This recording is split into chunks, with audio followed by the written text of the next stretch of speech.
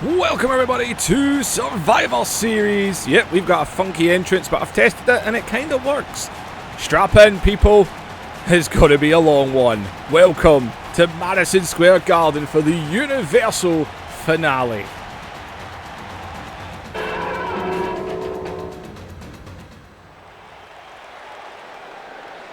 Well, let's kick things off. 8-man tag team elimination matchup. One of a few tonight. As I said, these matches alone can go for about half an hour. Well, first things first. Can this man end the universe on a high? Season 1, he walked through his mid-car. We're just waiting for him to come through, come down his tunnel here. There he is, coming through the tunnel, and there he is. Don't know why I went for such the funky entrance, but who cares, why not? Go out in style based on Survivor Series 2002 entrance. But Booker T, through season 1, he was building himself up through that mid-card. And then season 2, won World War III, went to Starrcade. He ended up being WCW World Heavyweight Champion. Actually, he didn't win at Starrcade, he got screwed, if I remember correctly. But he ended up winning the championship anyway. But then season 3, holy good God. What a fall from grace, Booker. Couldn't beat Taka and Funaki to save his life. He has had many a loss. It looked like he was getting back up there when he won the IC title and the TV title, and then he lost both in a week.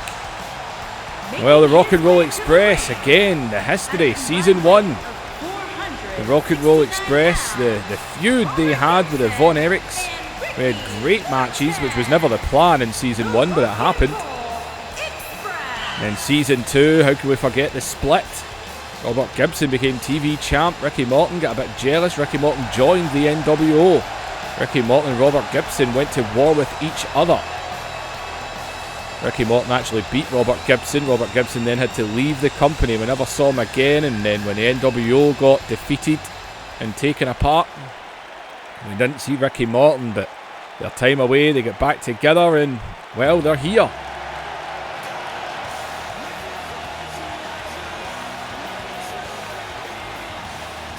And this man, the first man to defect. He turned on Edge, he joined WCW, and well, now WCW is gone. And tonight, so will another. Only one company will live. I will admit, this was always the plan. 3 seasons. Season 1, going to build up all 3 companies. Season 2 was going to be some what-if storylines, because there was always things in the past that what if Hulk Hogan went back to the WWF? What if Shawn Michaels had signed with WCW? You know, it's just some what ifs. And then season 3 was going to be Invasion. I didn't expect it to get so out of control as it kind of did. And that's why we're going to do a wee restart, just a bit more realistic. We start following, start introducing, getting towards the... We're pretty much going to start the new universe at the tail end of the Attitude Era and go into Ruthless Aggression. And from Mexico City, Mexico, weighing in at 250 pounds. There's going to be also a What If universe as well. Money in the Bank's the only thing we could put there. It's the only green kind of logo we got. Well, Conan, former leader of the Filthy Animals in season 1, had his issues with Scott Steiner as of late. Hell, he's actually teaming up with 2 guys that beat the holy hell out of him not too long ago. Conan and Steiner had to put their differences aside to take on these next 2. And let's hope these 2 perform a hell of a lot better than they did at Anarchy Rules. Benoit and Guerrero had to carry that match after they 2 got put out. Mike Awesome and Masato Tanaka. Well, if Booker T, Christian, the Rock and Roll Express, if they can win tonight, it's very simple. They get contracts. They get signed. They were all on WCW deals. And it is now a case of They win. Even Vince McMahon agreed if they win, their contracts that they get will be valid for either WWF or ECW. Can Booker T go out on a high? Can Christian go out on a high? The Rock and Roll Express.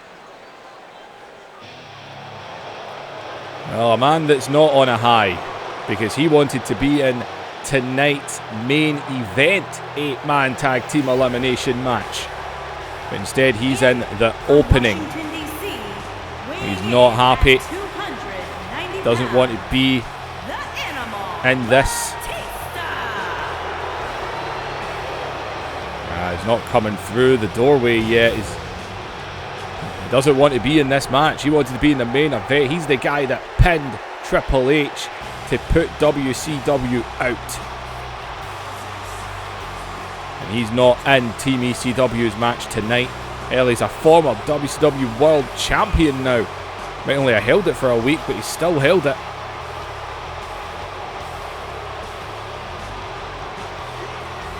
Well, Big Dave don't want to be in this one. He is not happy about it.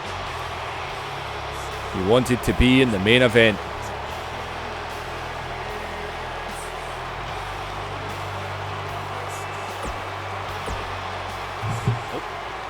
Let's try not unplugging the microphone, eh?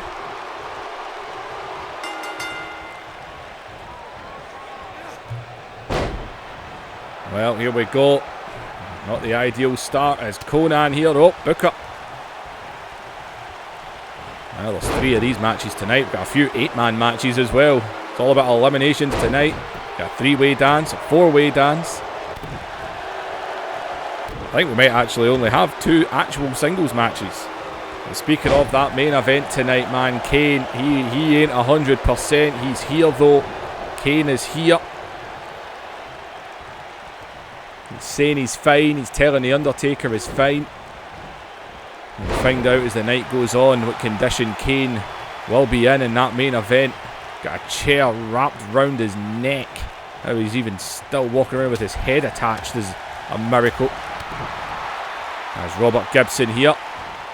I'd actually say Robert Gibson is probably in people's... If I was to ask you to do a top 10 of these 3 seasons, who are the standout performers? Robert Gibson, man, he definitely caught some eyes. He was one of the men of this universe. He gave us some great matches. The rivalry with the Von Erichs in season 1 was brilliant matches. Gibson becoming a solo guy was great. His thing with Ricky Morton. I did not expect Rock and Roll Express to hit the level they hit in this universe, but they did. You can see we've got our unbiased referee, the 12-year-old from Japan. He is back tonight as the double team on Robert Gibson. Batista just standing there. He doesn't want to be here. He has no interest in this. Into the brutal neck wrench. We are 1 for 1. Although in order to do a clean sweep tonight, holy cow, we've got a good amount of matches. If we clean sweep this, it'd be amazing.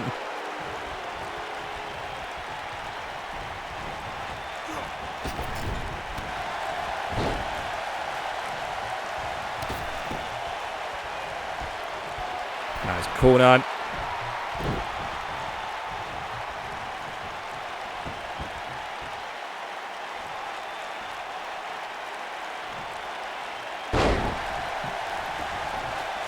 Well, we used to always think whatever team got the advantage were pretty much became favourites, but after what happened at Anarchy Rules, Benoit and Guerrero, that is not the case.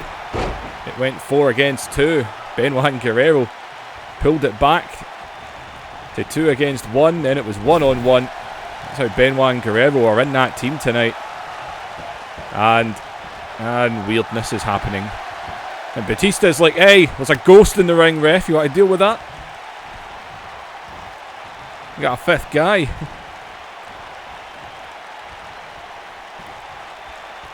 Gibson right now. I was originally going to do Conan versus Scott Steiner, but wait, another brutal neck wrench. Everyone's favourite move. But I thought, nah, we don't need to do Conan v Steiner again. Just got to do a bunch of big, crazy matches.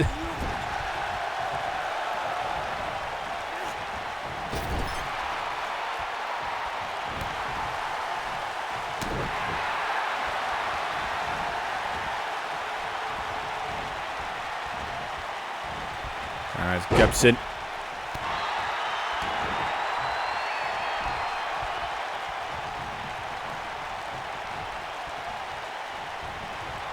He jumps up. No, I thought Tanaka pulled his hand. Look at Batista. Batista didn't even want tagged. He doesn't want to be in this. He wanted to be in the main event. There's Mike Awesome. Middle of a house in fire there. Like, even if you're an ECW fan, I think everyone will agree that they kind of want to see Rock and Roll Express and Booker T and Christian end this on a high, get their contracts. Oh, huge shot there.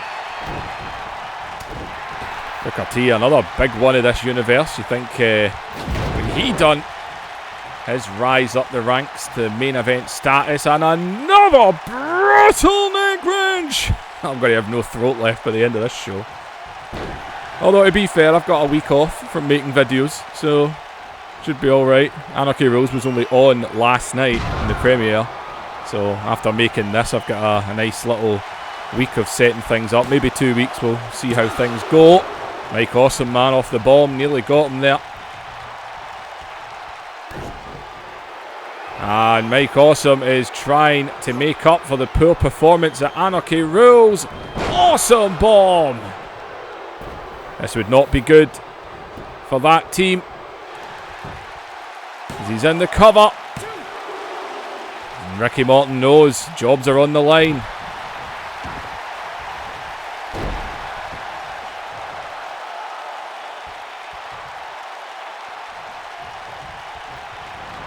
Going off the back of each match, I'll give you, I don't know whether to do a what if. I was thinking about doing maybe another wee video just in, oh, drop kick there.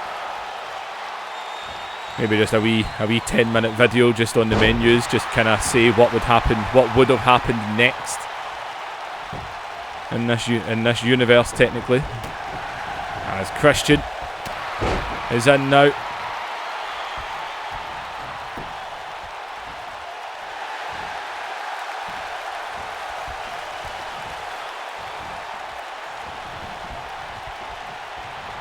Christian looked like he was thinking about going up the ropes there.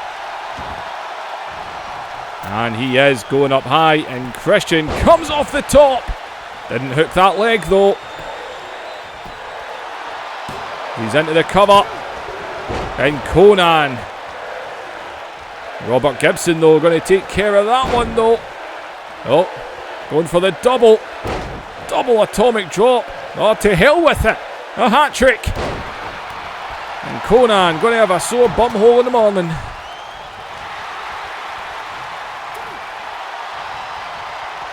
And oh, Christian able to use the kind of distraction of everything going on.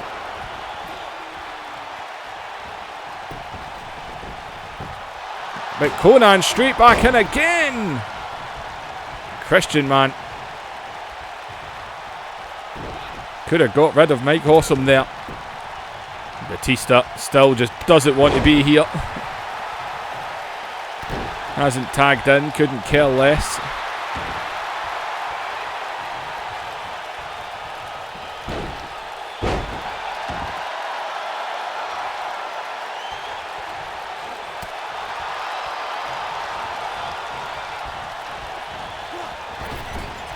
As Mike Awesome, nobody home in the corner.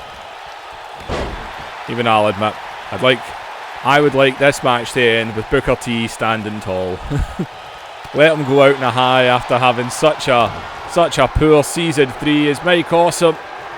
And Mike Awesome going to look for the awesome bomb. The look of fear on Christian's face. He's dragging him all the way to the corner.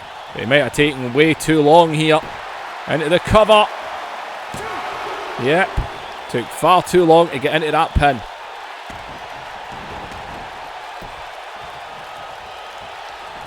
He was over another bomb there.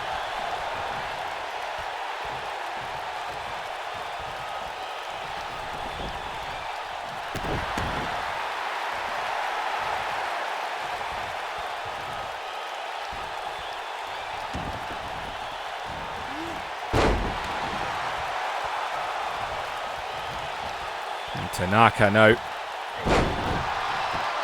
On the leg of Christian. Go for a shot on the arm now.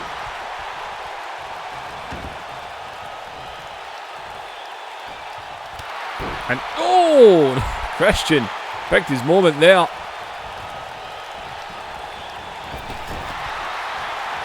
And the knees into the back. But Tanaka right out the corner. Irish whips him into the ropes. Oh, and a single leg drop kick. The arm drag takes him down. And on Tanaka now. And he's going to look to bomb Christian. He's already had one off of Mike Awesome. His legs are right into the ropes. And Tanaka realising he'd made the mistake there. Christian might have been saved. He's able to snap him down.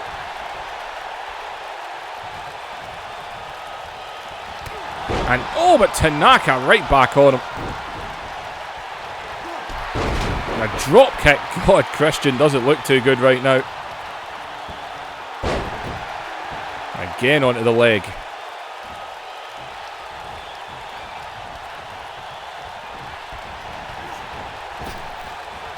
And a big power slam.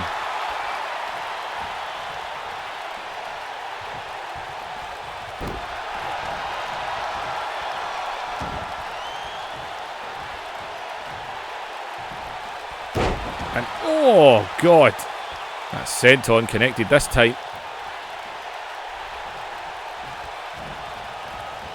Christian right now could really use a tag.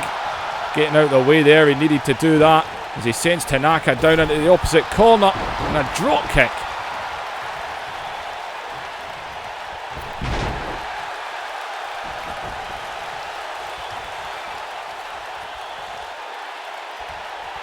As Christian now picks him up, going to look for the fallen reverse DDT. Signature move by Christian there. And well, some things never change. Christian, he loves using his former tag team partners' moves. Hell, we saw him beat Edge once with the spear. We know he loves to do it. He's got Tanaka down, but he couldn't keep him down.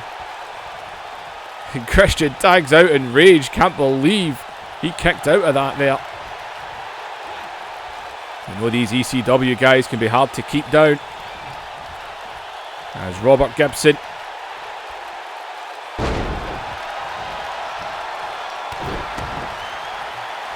Thing benefiting these guys right now. They've got an actual tag team on their side. Booker T as well. And Christian, man. They're all Christian's just kind of stretching his back out over that rope right now. But that side is it's all tag team guys. You know, you think of Harlem Heat, Edge and Christian. As he's looking for everyone's second favourite right on the turnbuckle.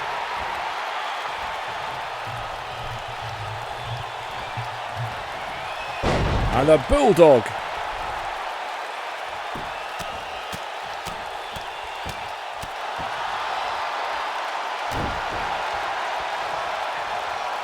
Robert Gibson right now. Showing us what he can do. And how much can Tanaka take as Gibson might be looking for that swinging neck breaker here. We've seen it win a many a match. And the swinging neck breaker connected.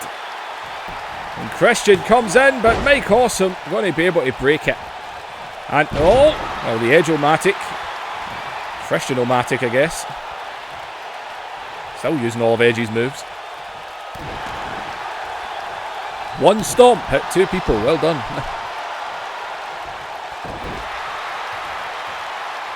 Well, Batista still hasn't tagged into this match. Doesn't seem very interested, I must say.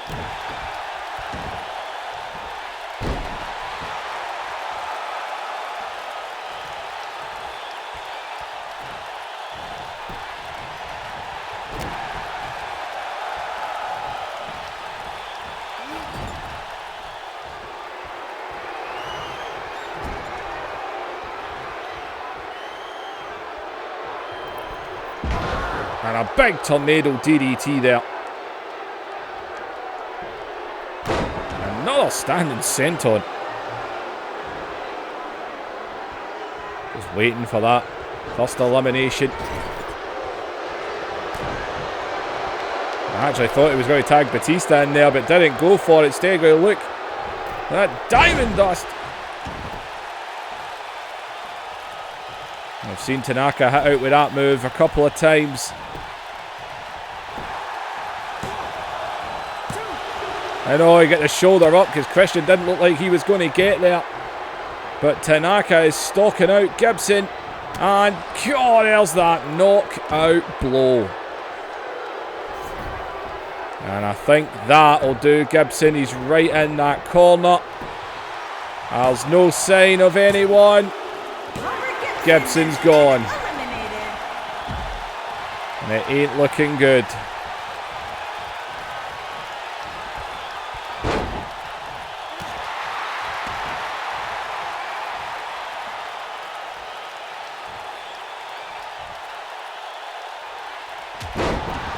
And Tanaka definitely out to make up for the poor performance of Anarchy Rules.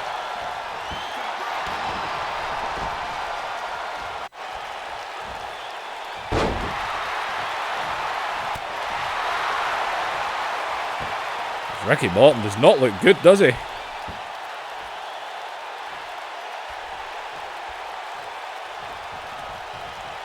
His tag partner's gone.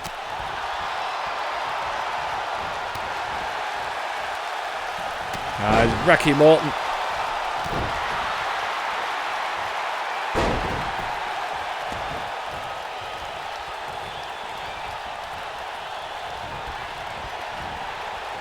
Well, we saw what happened with Benoit and Eddie, but you know, they had the submission moves. That's what goes a long way. A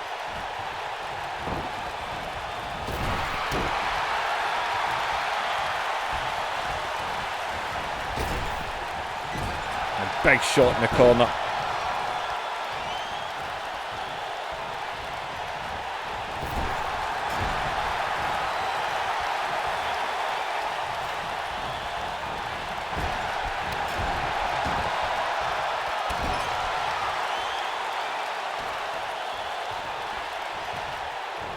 And awesome bomb! Centre of the ring. Booker T knows straight away, I need to break this. You know what? Batista hasn't tagged in once. He couldn't care less about tagging in. It seems very obvious. Conan's been in a bit, but it really has been Mike Awesome and Tanaka taking care of this one. As Mike Awesome. Awesome bomb again. Well, where was this? At Anarchy Rules. Mike Awesome, man, you're taking your time to get into a pin here. He wants to take him all the way to the corner. Took his time, but he's in the cover. And yep, too much time.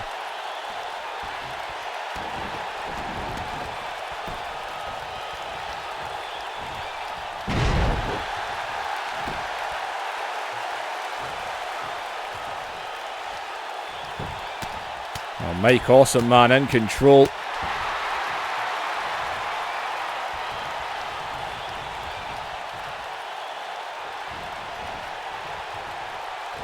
And right into the corner. And a big boot there.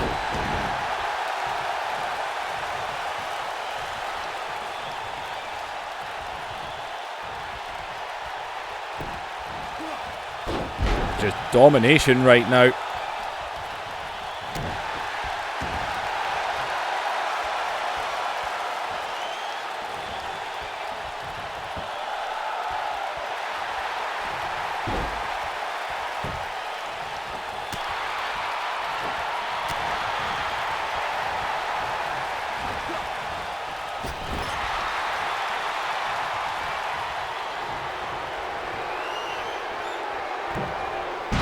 And oh god.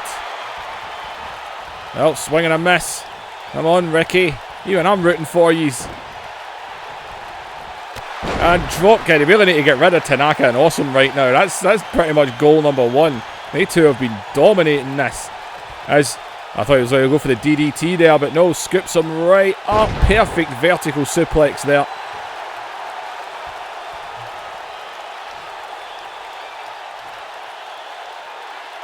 Come on, Ricky. Do something, boy.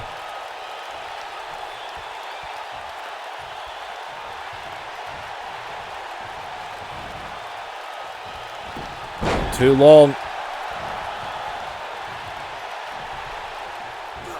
And Booker just gets smacked. Oh, don't take out Booker. Even I want Booker to win this match. I don't want him to get eliminated and then win. I want him to win. I'm the first to admit I want him to win. Mike Awesome and Tanaka almost having issues there. Mike Awesome came off the apron. Booker T gets the shoulder up.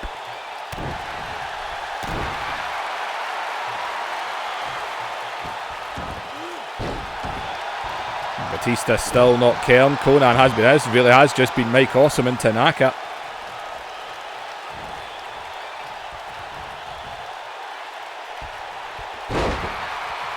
Robert Gibson is gone. Ain't looking good for them. Man, one elimination and, you know, it's all it takes. As Booker T.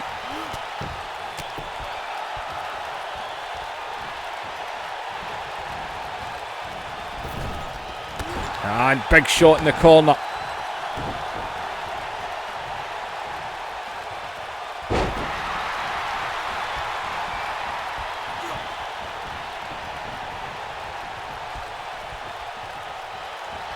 And oils that 110th Street Slam. Shades of his brother. Go for the pin. And oh, go for the submission. No, he's not. Instant rope break.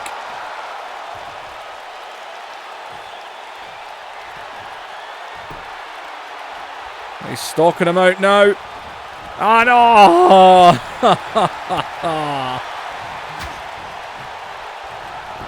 Oh, Booker.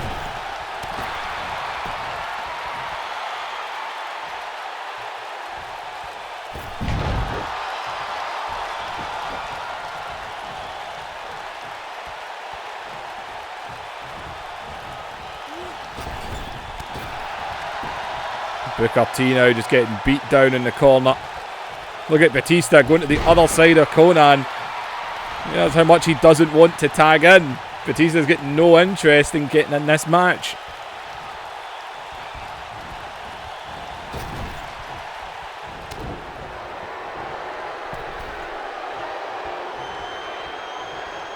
Ah, no, Booker T.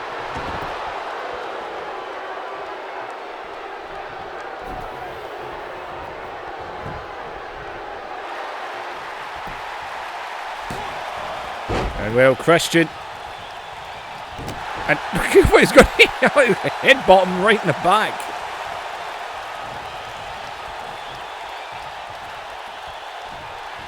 Oh, come on, guys. And well, that was a tag. Conan actually jumped out the way and Batista got tagged.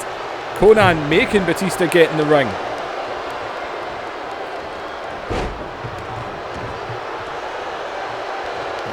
Well, Batista, as we said, obviously doesn't want to be in this one. And well, Ricky Morton, Batista taken down instantly as Ricky Morton stalking him out here. And Batista, hell no.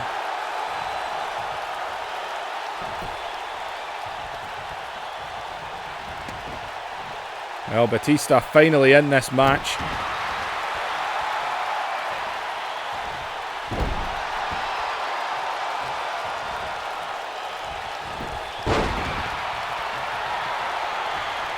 Ricky Morton trips him down. He's stalking him out again here.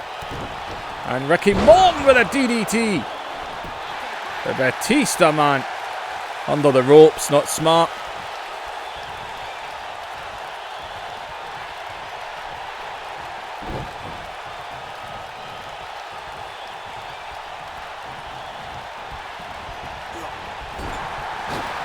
And into the corner. And Batista. Going to show Mike Awesome how it's done. Batista bomb.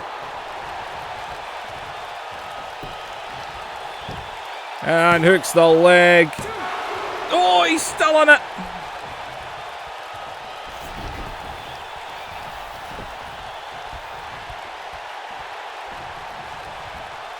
Thought he was out there. And oh, Booker T switch. I think Batista. But oh, and he smacks Conan off the apron. Ricky Morton, man. Blood coming down his face.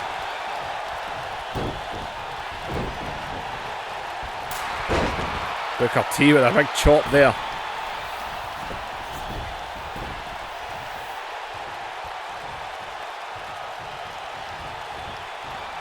These guys need to work together.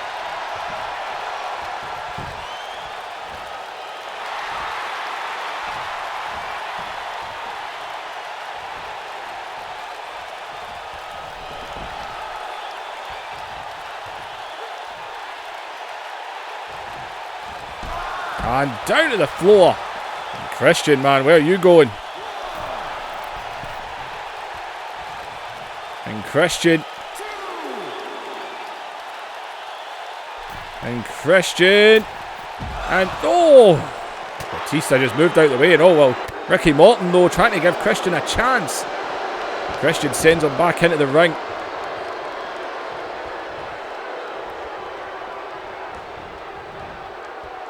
And grabs him.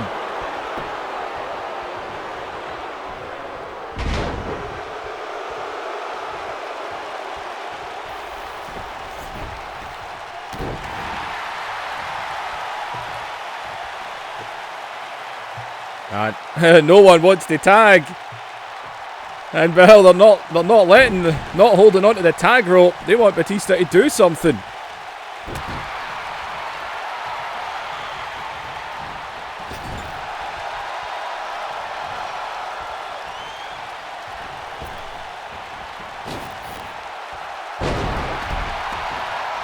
Double flapjack there on Batista.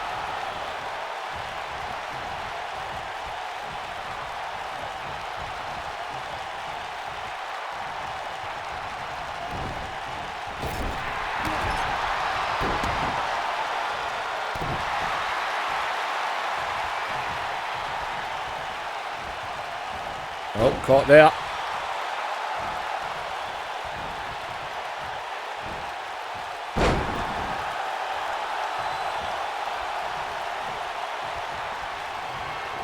And Batista with a spine buster. Into the cover. Booker T's gone. Oh. Ricky Morton and Christian. Ricky Morton ain't looking too good.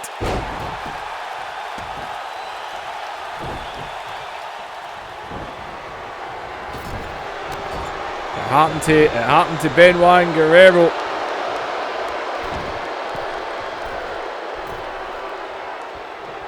Come on, Ricky, you've got to connect. And oh! Oh, God.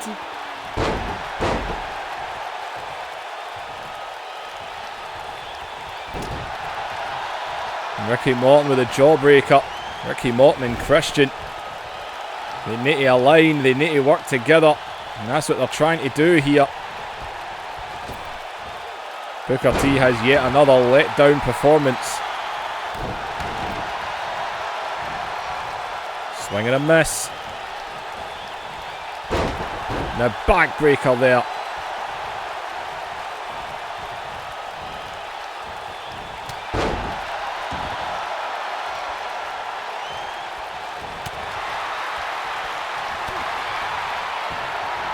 And on Christian, planted with a big spine buster too, and he gets the shoulder up.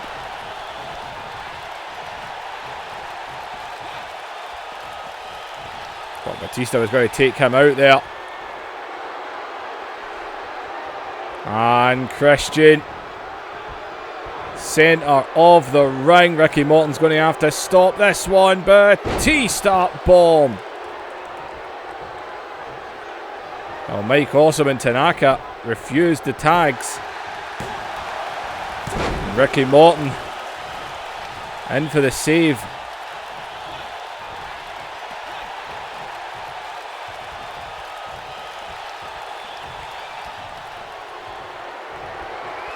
Oh my God. And no, Christian. And into a clover leaf. And Batista rolled into a submission here. And oh, he just forces his way out of it. And he runs over and tags out Batista. They said didn't want to be in this one. Well, he done what he needed to do. He came in. He's shouting at the crowd. They're all booing him. They eliminated Booker T, so he's done his part.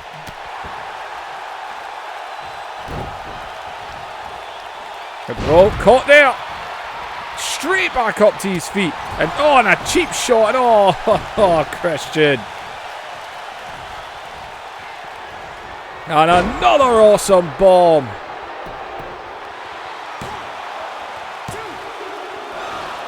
He kicked out, man. I thought for sure. It did not look like Ricky Morton was going to get there in time.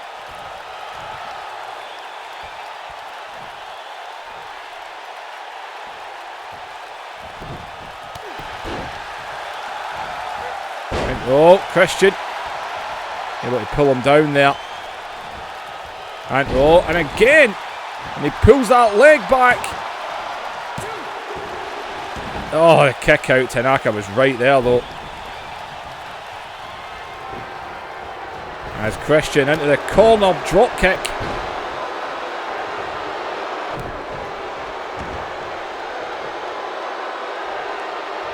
Christian, you've got to pull the biggest performance you've pulled in this universe. He's going up the top. Maybe looking to fly off the top rope. This needs to connect. It does. Morton, you've got to stop them. They got him. And Mike Awesome is gone. They're still outnumbered. But it's one down. And Christian just takes a shot. Christian! That's more like it, boy. Just take it to them.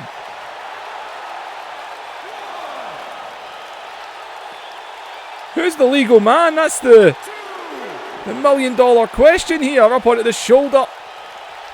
Looking for everyone's second favourite. Right on the steel steps. I think Tanaka might be the legal man. And talk about a moment he could have put him in the ring. The splash off the top was a signature. With both then down, he could have threw him in the ring. Unprettier. 1, 2, 3. And he could have made it 2 on 2.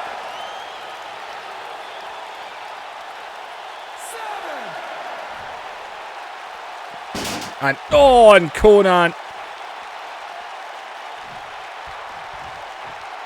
Christian. Oh no. Yeah, no.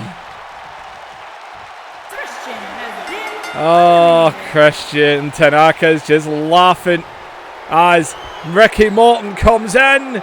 Tanaka just picks him up and bombs him. Oh, Christian, you get overexcited. Why didn't you just put Tanaka in the ring after you knocked those guys off the apron? Why did you get too cocky, man, Ricky Morton? Oh, God.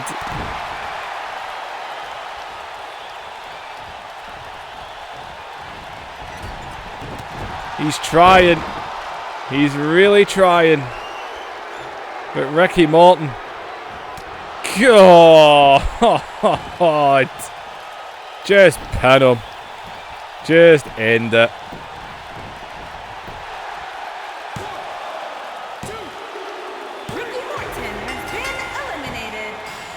Well, Christian got a bit too overexcited. Booker T didn't show up yet again. Booker T with another letdown performance in Season 3. Oh, guys. What happened? What happened?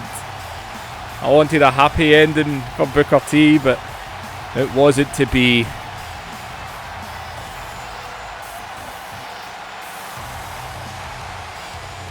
Well, Mike Awesome back in. He got caught off guard. Conan busted open. Batista couldn't care less. Mike Awesome. And what would the aftermath of this match be? Well, for me personally, if we'd continued this, Batista sure as hell wouldn't have been finished with Brock Lesnar. And that would have been what he would have targeted next. But I think going into Ruthless Aggression as it would have been, Booker T and Christian would have got contracts. Whether or not it's from Paul Heyman or Vince McMahon would be a different story. I think Paul Heyman would give them contracts. Vince would probably still mess with them, you know, make them work for it. Rock and Roll Express I'd probably just have taken out of the equation and not used. Conan, he would have had a singles run. I'd probably have finished off the thing with him and Scott Steiner. I think I would have had Batista and Lesnar going to a feud. Whether or not that would be for the heavyweight title, that would have to be figured out later on. But I think I would have Batista. With what happened in this match, I'd have Batista take out Tanaka and Mike Awesome. He would just dismantle those two, kind of taking them out of this universe as well. And then that kind of puts Batista up there by taking those two out. So that's probably what would have happened next in the aftermath of this match.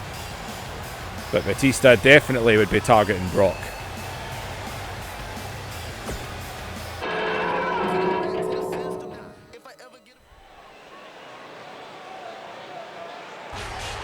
Well, double titles. It's all about unifications tonight. Well, eliminations.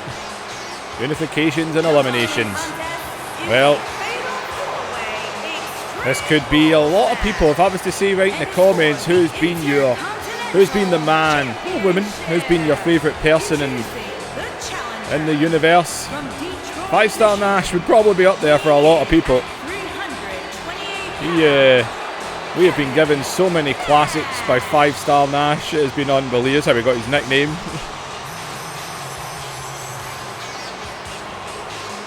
Kevin Nash, man.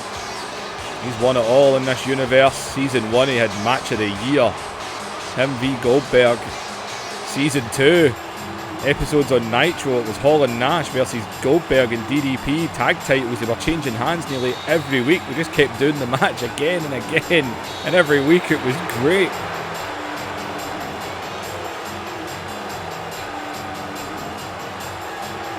Well, Kevin Nash, definitely a standout performer. Something you never thought you'd say in a sentence. But Kevin Nash, who represents the WWF in this. I'm sure Scott Hall in the comments will have something to say about that. And introducing the challenger from Brooklyn, New York. And well, Taz, at 248 Madison Square Garden, you know he'd be up for this match.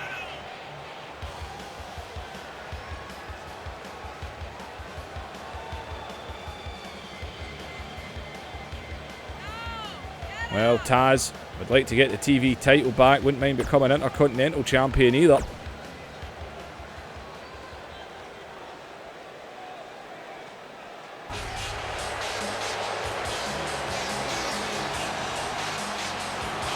And introducing the challenger. And well, the TV champ, Weighing in at Scott Hall, 280 pounds. contracted to ECW.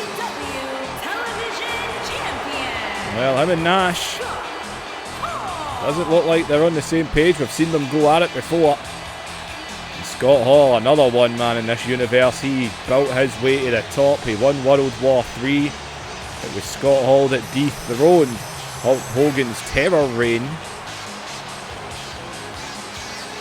Well, the lone wolf. That's what he is now.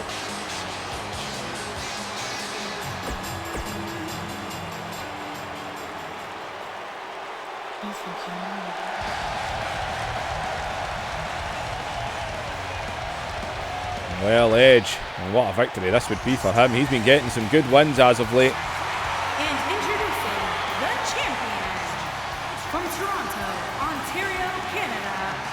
And Edge perfectly right in front of the entranceway there. He is Gets his face right through it.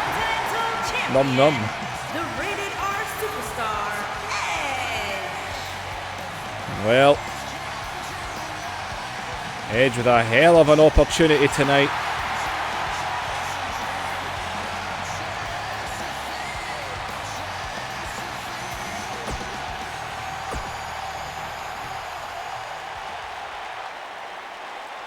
There we go. It's all on the line. Here we go. 4-way dance. Elimination rules. Last man standing.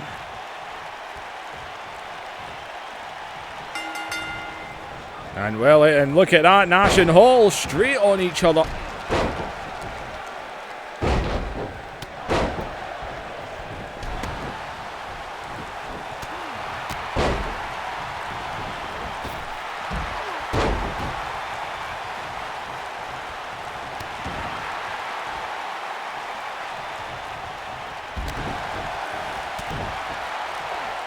And Taz.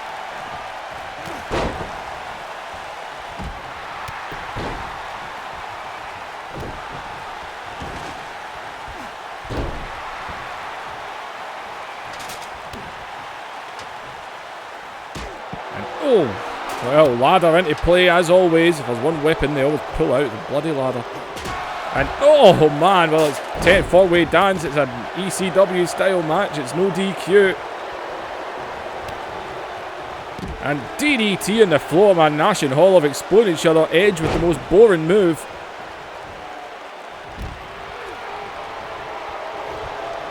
Oh no, Kevin Nash likes a neck wrench. We should get a second one, man. Speaking of DDTs, and oh, Nash! Point blank on that ladder. Damn.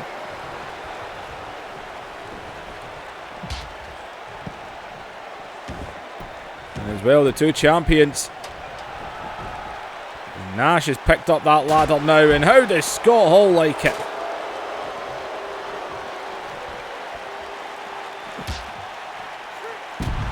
Drops the elbows all. Taz at the other side. Suplex onto the floor.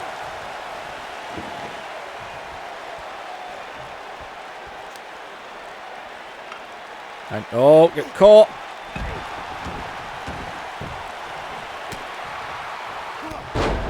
Taz.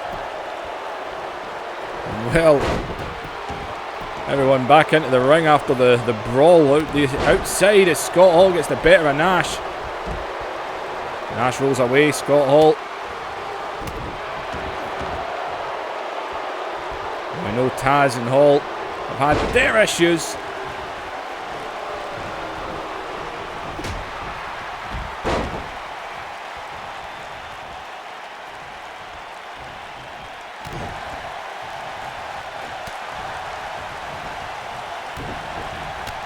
And oh man, Nash just went through him there. Edge trying to take it to Big Sexy.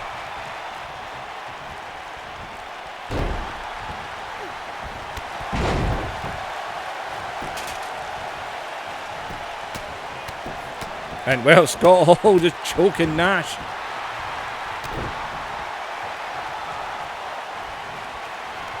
And Scott Hall round the throat of Nash. Choke slam. And Kevin Nash, 5-star Nash, not doing it tonight. Oh, he kicked out.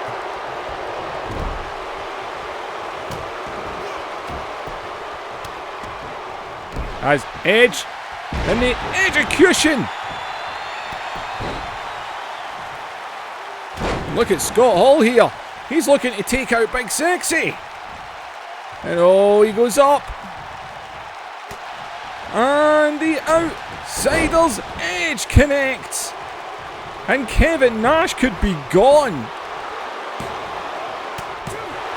Oh, he got his shoulder up. Oh, Edge went for a spear but thrown out of the way. Right back to him with a jawbreaker though.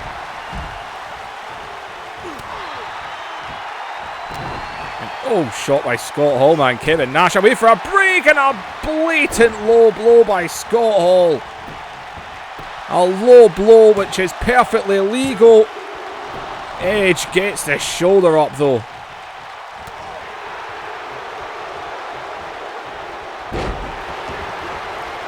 But Taz going to get right onto him here with a capture suplex. And oh, big shot by Taz.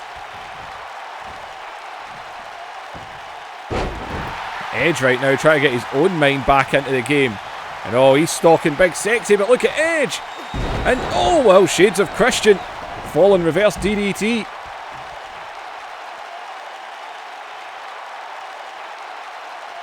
Edge here just admiring Big Sexy. And, oh no, he was picking his moment. That's what he was doing. And Edge.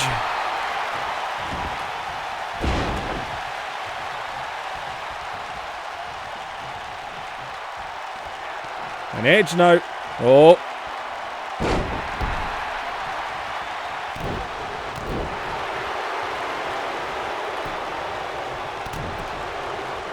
And oh, Taz.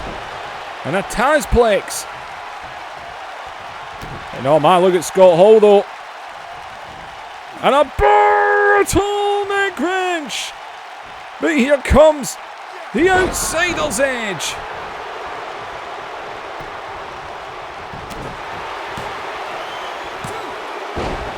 And Kevin Nash is gone. Scott Hall, man, taking him out.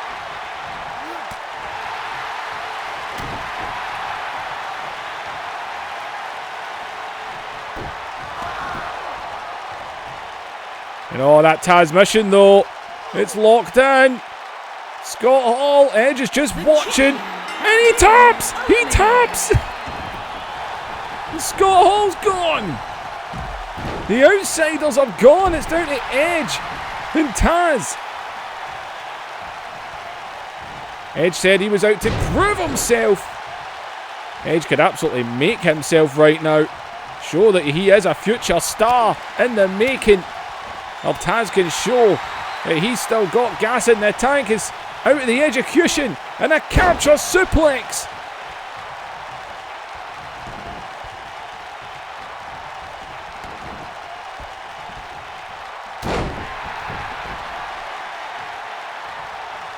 Taz, what's he thinking?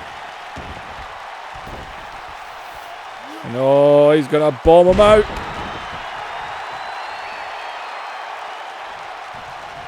And Taz with another suplex, man. And I think Taz has got this in the bag. And damn, go Taz. Damn, man, Taz showing he ain't done. Scott Hall took out Big Sexy and then Taz with the double. Good God, man, this was just a brawl with these guys. That was the brutal neck wrench. And there's Taz getting taken out. Oh, taken out Scott Hall, I should say. And man, Taz, a man that I personally completely neglected, ends this universe standing tall. And he said he was out to show Vince McMahon who the hell he is. Well, he's holding the IC title. And he's got the TV title back, which he lost at Anarchy Rules. And Taz, good God. Talk about someone you would have to watch. Well, man oh man, I think when it comes to if this universe continued, Edge, of course, he's a made solo act in the mid-card. Taz looking strong. But the Outsiders, I'm sure they could shake hands and get back together again.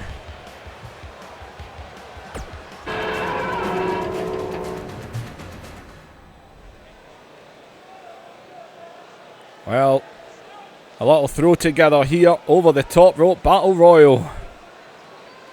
Whatever happens, the winner will be safe. If you remember the actual Survivor Series 2001, there was a battle royal.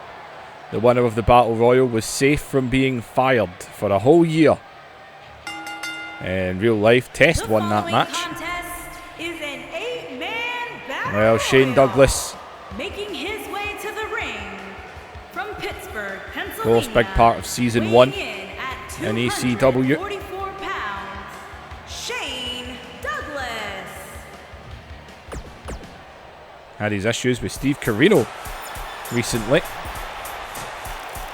And like Taz, I'd say this is someone I kind of neglected in this universe. I've got to be honest. I think I neglected Rikishi a little bit. I could have treated him better in this universe. Even Too Cool, we brought them in, but nothing much really happened with them. Because the roster had too many people. because we were using guys from all kinds of eras. If you think back to Season 1 and then get into Season 2, I mean, WCW, we still had guys like Vader and Sid and all that around there. You know, guys that had technically actually left, or maybe not Sid, but guys like Vader and that were definitely out of the picture. And Psychosis.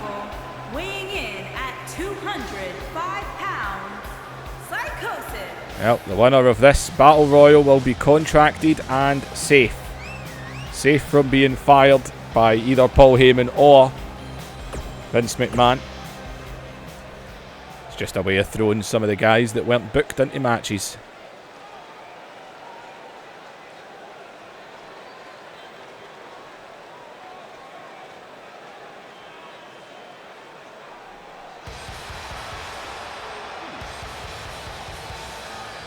Well, Psychosis, well, there's Steve Corino.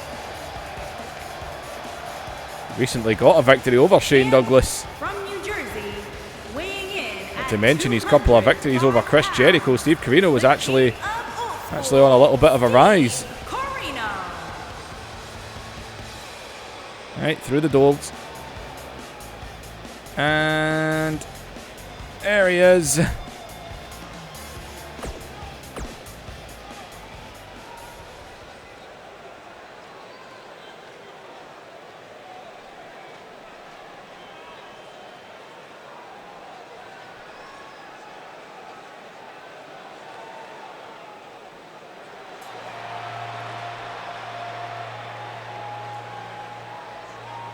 And well, Ultimo Dragon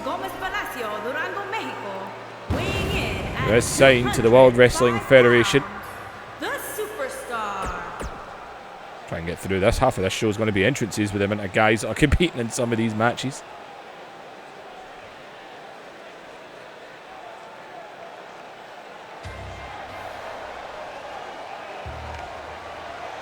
And from Tampa, Florida, weighing in at 240 pounds, the hardcore icon. And well, the face only a mother could love. Sandman, of course, ECW. Big Show left him a mess. We've got a big match tonight. There's going to be a brawl on this pay-per-view. That is for damn sure.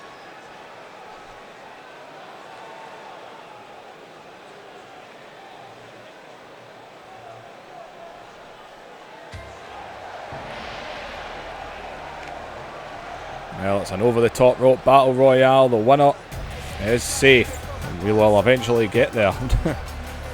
And, well, coming out next, Sabu. Him and Sandman been teaming as of late. Had little problem with the outsiders.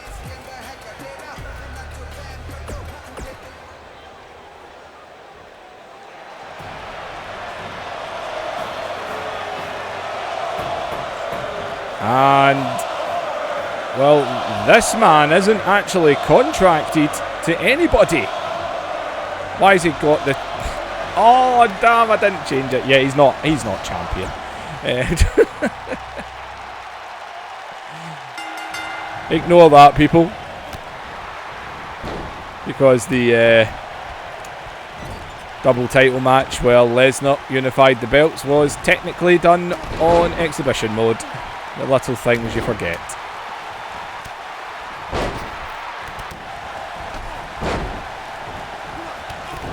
And, oh, Sandman is gone. Well, these matches don't usually take too long. Well, Goldberg had not much else to do on this show. Obviously, if WCW had won at Invasion, it'd be very different. And, oh, Sabu launching himself. And Shane Douglas going right for Corino. Well, the Sandman didn't last too long. As Ultimo Dragon with a running powerbomb. Well, Goldberg is here and in this match, but as far as we know, ain't contracted. But the winner of this match is safe from being fired for a year. Does that mean Goldberg would win a contract? As well, pump handle on Carino. Just tosses him.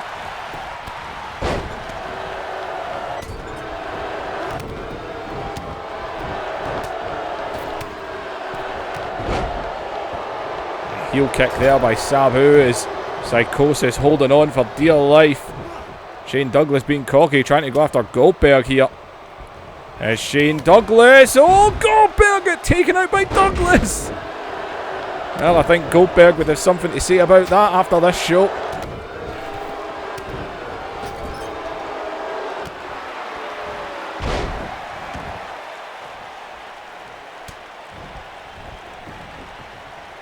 Something tells me tomorrow night, on whichever show is in existence on Monday night, Goldberg would have had something to say about that elimination there with Shane Douglas. That's definitely a match I think you'd be seeing, as Douglas now takes out Ultimo Dragon. And look at Carino in that work together. He takes out Sabu. Shane Douglas, man, God, on fire here. Carino and Douglas were working together for a second there. As Carino now trying to take out his former teacher. Got the better of him a couple of weeks ago.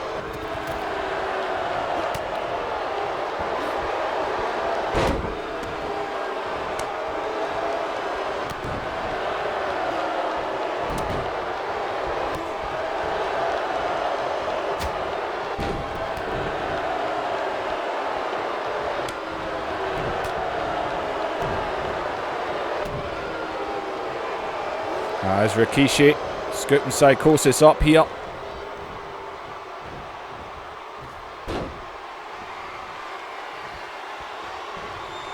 And Douglas with the pump. Rikishi pushes him off, and oh, there goes Carino. Man, Shane Douglas on fire in this match. Rikishi though.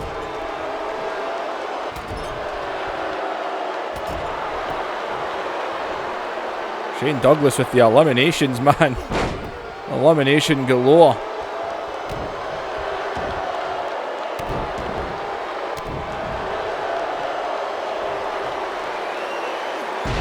And oh, backs that ass up. Rikishi just staring at the body, not moving.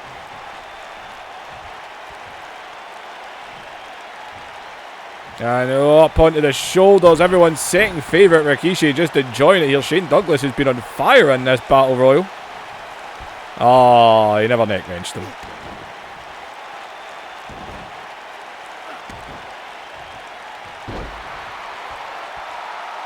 I think Rikishi might be calling for it now. Oh, Douglas so scoops under.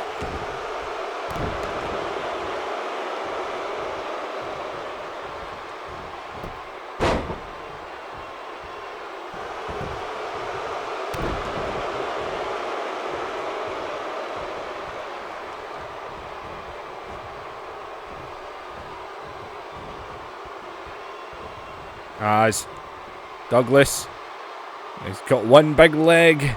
He's going to need to do better than that. He even got him close to over those ropes, and Rikishi knows it.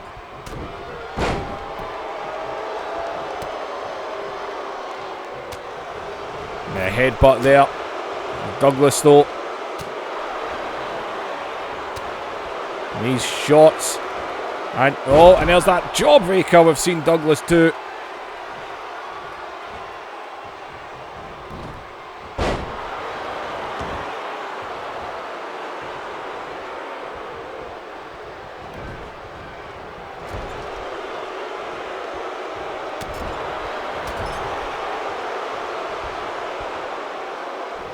And oh, well, Douglas now.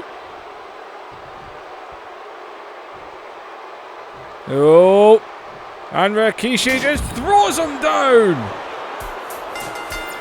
And no matter who wins at the end of the show tonight, Rikishi's job will be safe. Well, Shane Douglas, who was on fire in this, by the way. Oh, 4 eliminations he got. Eliminated half of the people in it.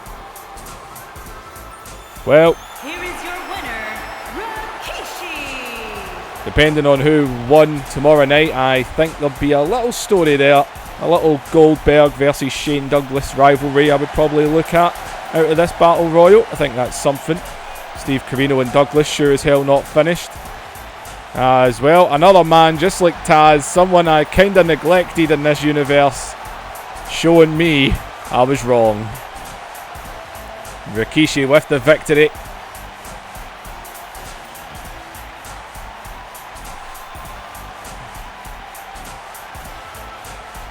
Give Madison Square Garden a little dance.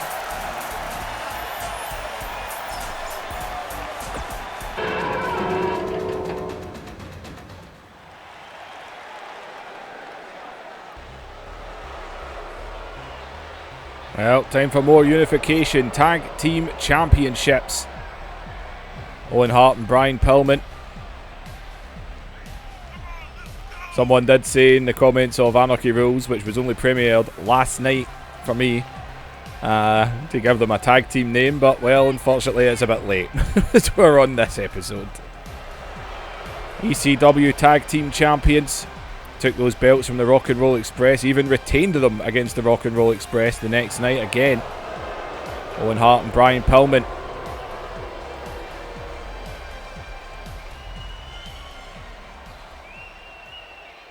Well, let's not underestimate this team, especially the role they've been on as of late.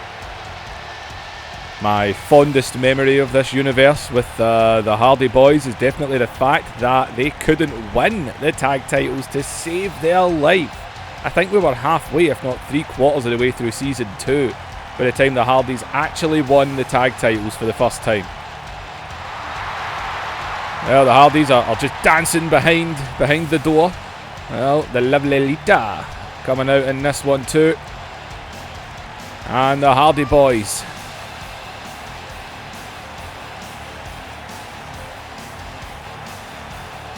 Well, when we do the new universe, it'll be May 2001, which means this will be the last time we will see Owen Hart and Brian Pillman. So I'd be lying if I didn't say I'm rooting for them. I want to see Owen Hart and Brian Pillman win this match, I will admit it. I'm not involved in it, but I know who I want to win. We're not going to see them again. Obviously, both of them had passed before the turn of the millennium. So this will be the last time we see Brian, Bill, Man, Owen. Show's long enough, never mind the intros.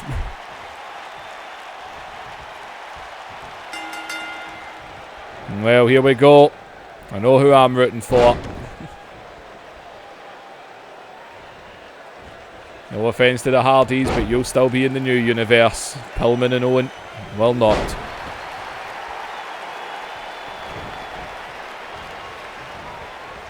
It's Jeff. Although the Hardys, man, they have not been going down without a fight recently, man. Beating The Undertaker and Kane to become WWF Tag Team Champions. And the brutal neck wrench, although the clean sweep is out the window because we never got one in the Battle Royal. And of course, their tag matches with the Dudleys in the last couple of weeks. They might have lost that table match, but that was non-title.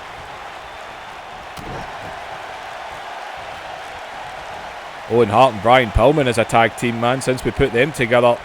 Picked up a lot of wins over the Hart Foundation, the Rock and Roll Express. You know, they've had some good wins. Can't take anything away from them when it comes to that. I was actually very, very close to putting Owen Hart in Team ECW at Invasion. Very last second I opted against it when Raven stepped in, and I had Raven attack Triple H and DDT him on the desk in front of Stephanie. That was actually going to be Owen, putting him into a sharpshooter and making him tap in the locker or in the office in front of Stephanie. So that was very nearly Owen Hart and not Raven in that match, but I felt obviously being ECW we had to go down the original route. As Matt Hardy right now taking far too long. And oh, lovely spin kick there.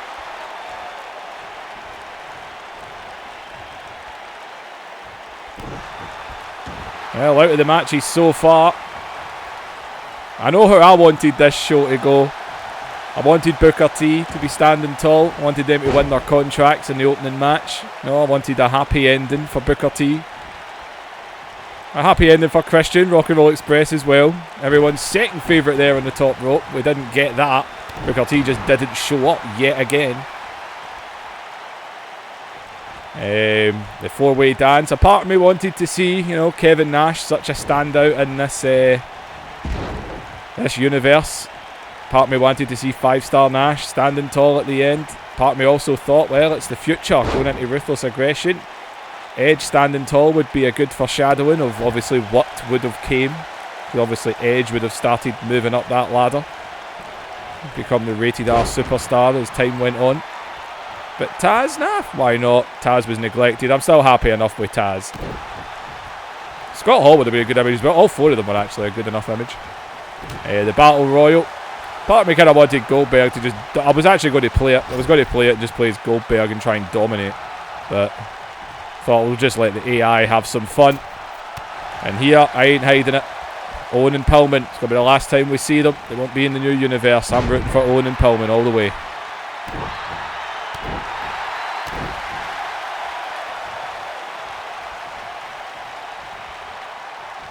As Jeff Hardy here with the Hardy Boys, as I said, have been in top form as of late.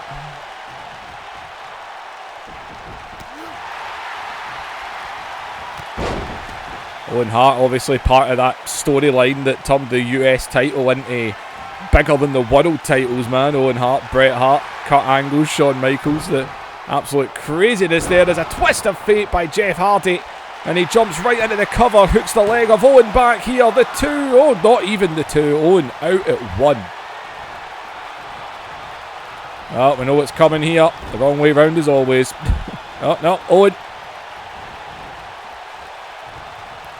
See, we've got the lovely Lita at ringside. Get one last look at her in this one. Obviously, we still have Lita in 2001.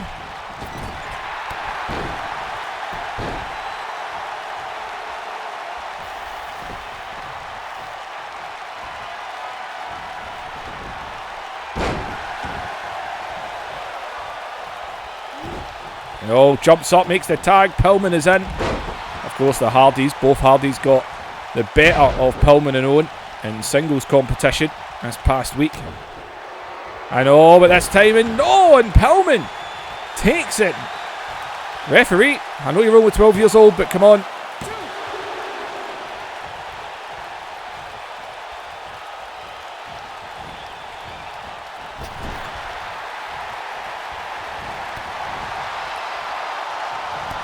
Pillman.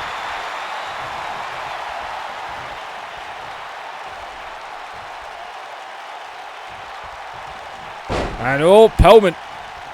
Went for a crossbody there, didn't connect. Sends Jeff across the ring though. Monkey flip out the corner.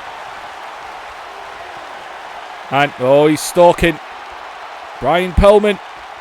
Stalking out Jeff Hardy here. Heel kick, centre of the ring. Well, he won the tag titles with that heel kick.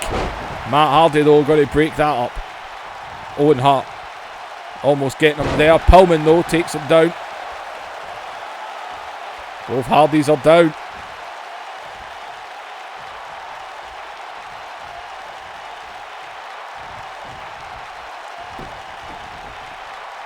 And Pillman.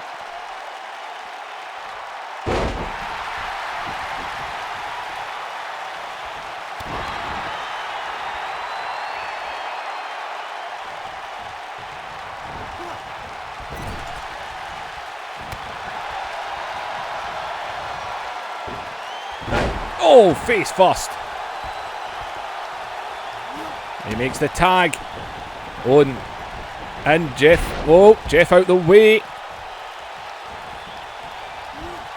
And Jeff dived into that there. And a backbreaker.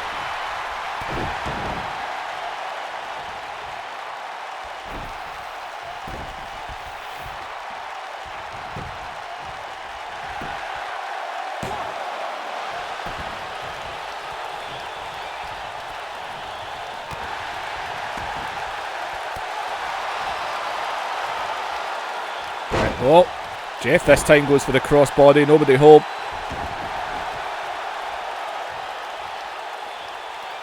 As Owen going to look for a figure four. We've seen him put this in many a time. Jeff, though, right out of it.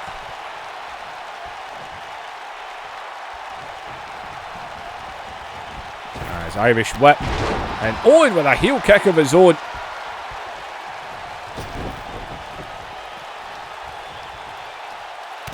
And oh, Jeff went out, back in. Another twist of fate. And he might have just caught Owen completely off guard, man. Almost.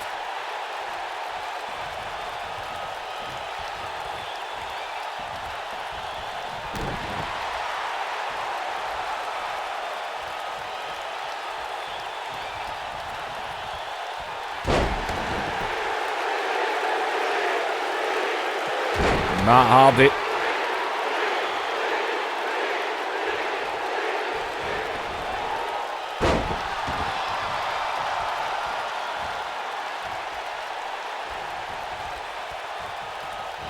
Caught Northern Lights. Didn't hold the bridge though. And Owen's going up top. Owen Hart looking for a moonsault.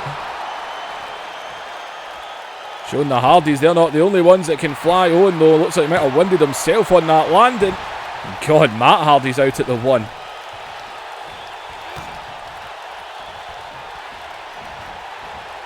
Oh, caught him though.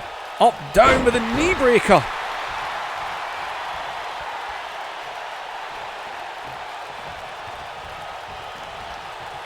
Pillman back in.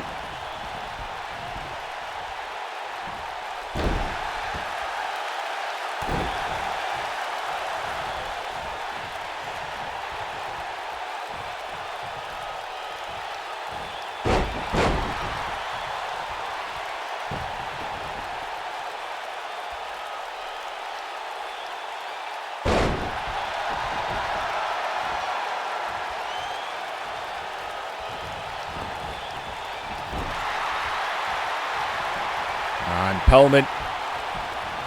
Oh, Pillman catches him, rolls through. Didn't hold it, but we saw him still win a match with that, if you remember correctly. As Pillman snaps over Mr. Perfect style. Makes the tag to Owen. And Owen Hart is stalking him here. And it could be a sharpshooter. This could end it. We all know what submissions do. And he rolls him over. Oh, Matt Hardy though, out of it instantly. Had it scouted. To be fair, if I remember correctly, he had it scouted when they faced on Raw. I believe Owen tried to do it twice, and both times Matt Hardy pushed him off. Matt Hardy's definitely got the sharpshooter scouted down.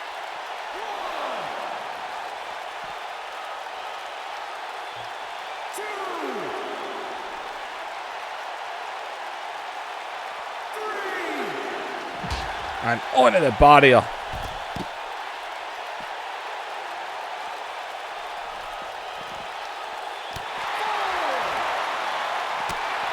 I'm getting the control already. We ain't having no count outs. The belts are being unified. If I need to put you in the ring myself, I will.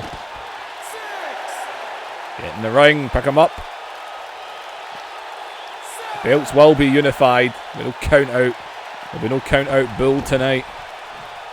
That happens during one of the 8-man elimination tags, fair enough, but as Matt Hardy with a side effect.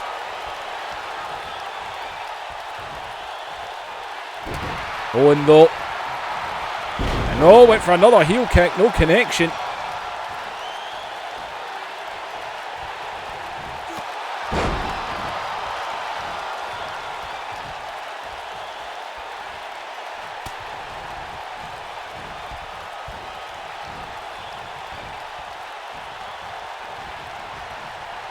Owen takes him all the way to his corner. The tag there, so they're going to look for a bit of double team here. Going to come down on that arm. And oh, God, man, heel kick. He is busted after that. And Owen. Oh, Lita pulled out the referee. Oh, Lita, you naughty bitch. And oh, look at Pillman. Right into a Boston Crab. And Matt Hardy, though. The blood tearing down his face. A controversial moment there. Although Jeff looked like he had it broke anyway. When Owen ran in, I thought for sure he was going to catch him. And a DDT on Pillman.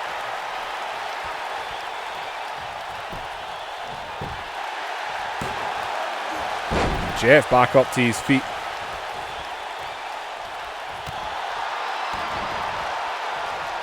Now he is busted open. That heel kick, he got busted open the hard way.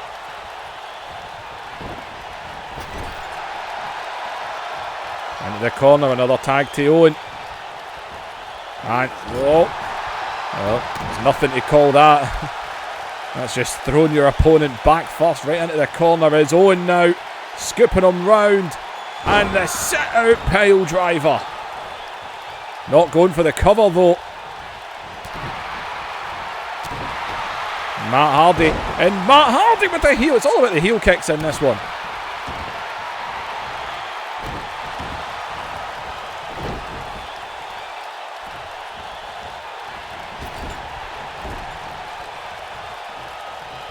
Nice. Owen. And oh, caught, small package. And Matt Hardy caught Owen in a small package, only a 2.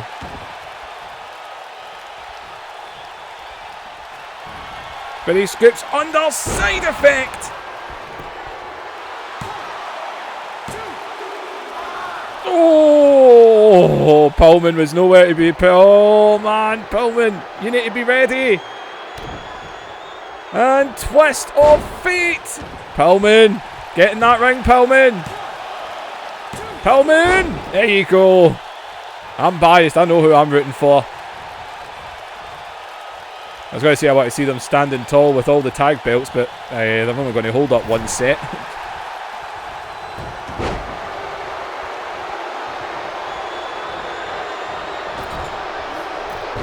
And oh, they slapped the legs out the way there. Went for another heel kick. Well, he makes the tag, Jeff Hardy. And Jeff Hardy comes running in.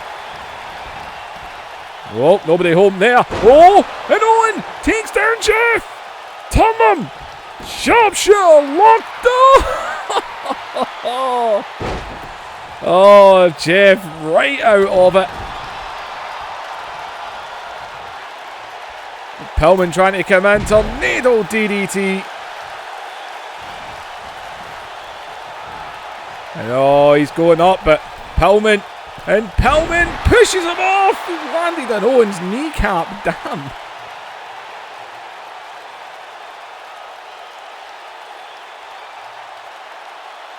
I won't lie, I don't care who wins the main event at WWF and ECW, but there is a part of me that would still enjoy seeing Eddie and Benoit being the two standing tall.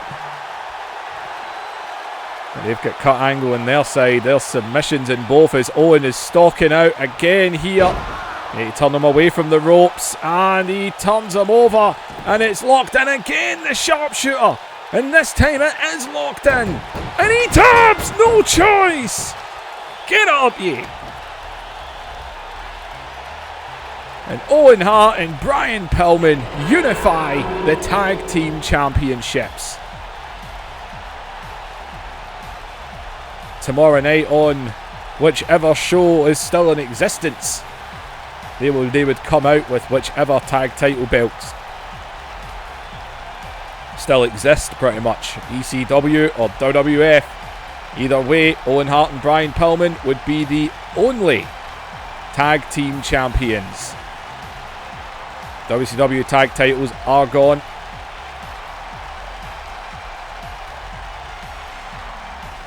And after the main event, so would another set be.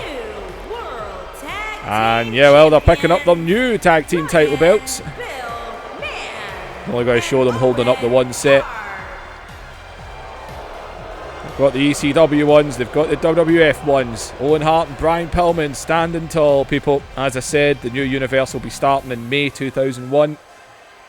Owen Hart, Brian Pillman, both were passed away by that point.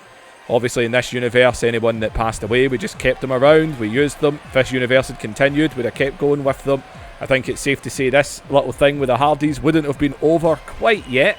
I think we could have went into maybe a ladder match with them. And then, of course, all the other tag teams would want to get involved as well. I think we'd need to do a full-blown ladder match in TLCs. The tag division would be through the roof after this, after tonight. But Owen and Pillman standing tall. Take a long look, people. This is the last time we'll be using these two. Owen Hart, Brian Pillman, two men taken too soon. Obviously Owen Hart, a complete bugger up accident, but just unfortunate. Well, thank you for being in my universe, guys. The new Unified Tag Team Champions.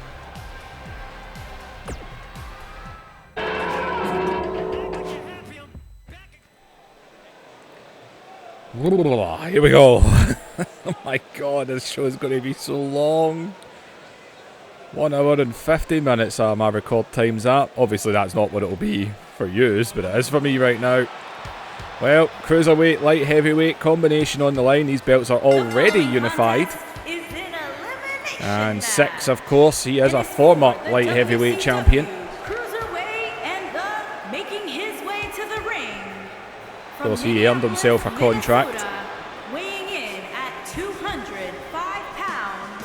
And Six looking to become a combo champ. But the combo will 100% not exist tomorrow night when it happens in your imagination.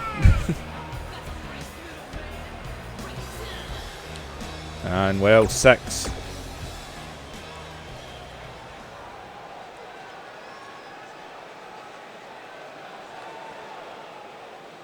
This is an 8-man elimination. Falls count anywhere match. The pins can happen anywhere. I don't give a crap. 8 guys beat the living hell out of each other. Last man standing. And Taka Michinoku has came close to winning these belts. But he just couldn't get it done. But he's back now. He's going to try and get it done tonight.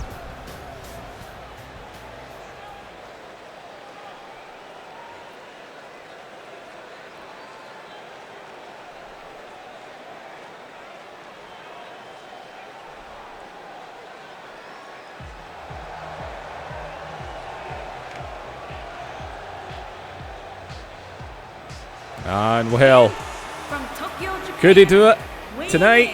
Can Funaki Mania run wild? Would that be the perfect way for this to end for all of you? Funaki standing tall. Smackdown Funaki.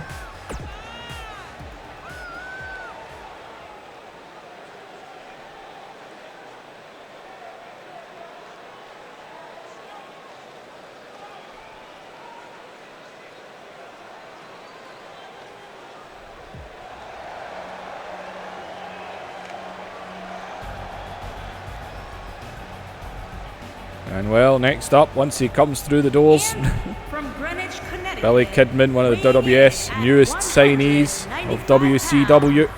Billy Kidman. Was of course part of Raven's flock.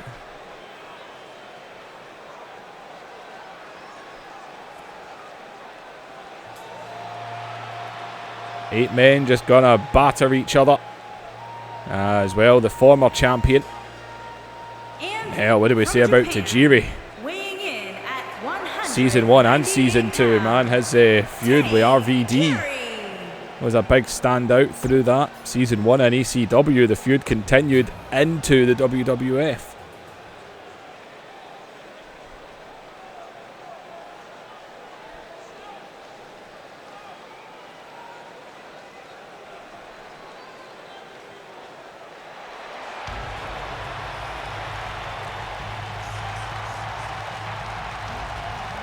Well, speaking of RVD, him and his tag team partner recently, Rey Mysterio Jr., former Cruiserweight champion, Rey Mysterio had plenty of battles in the Cruiserweight division through season 1 and 2, fighting against the Filthy Animals before he ended up actually teaming up with the Filthy Animals. Rey Mysterio Jr. hasn't held gold in a while. But as I said, that feud with Tajiri, as much as they might both represent ECW, there's always a little bit of tension when RVD and Tajiri are in the same room as each other. Back during season 1 and season 2, that big truck trailer in the back, both of these men took dives off of that trailer. Well, RVD, who unified these belts and held on to them for quite a while, got a chance to end it with them once again.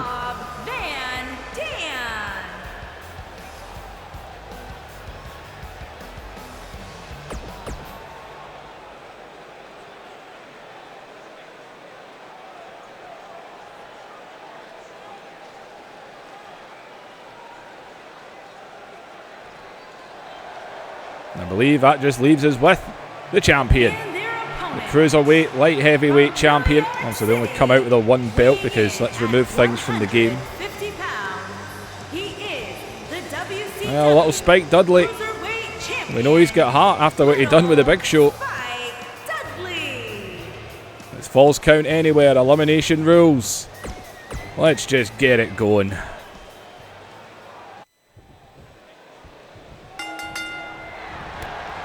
And here we go, and X Factor by 6 there is Taka. And a kicker and a DDT and a ring apron.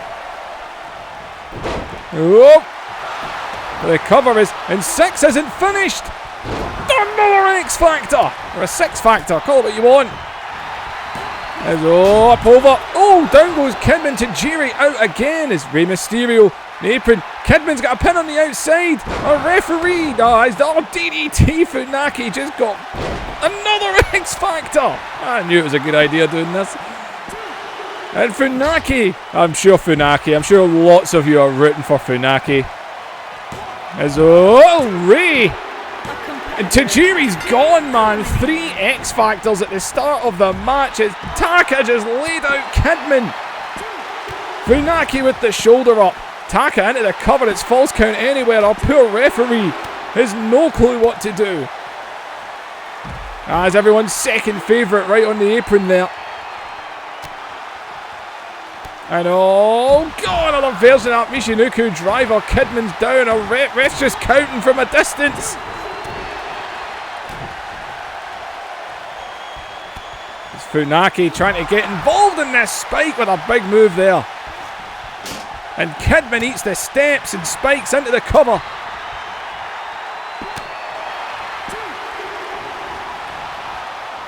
Well, Tajiri didn't last long. Won't be seeing a poison mist in this one. Oh, over the top. And Rey Mysterio. As Taka, everyone's second favourite on the apron. Well, people are getting back into the ring. Falls Count Anywhere, give everybody finishers, why not? There's RVD here. Oh, big shot to Funaki. Goes to the outside. As RVD on the apron. Oh, God, what a drop kick to Spike. Rolls to the outside. Funaki's in a cover. Referee, man, he can't keep up with it.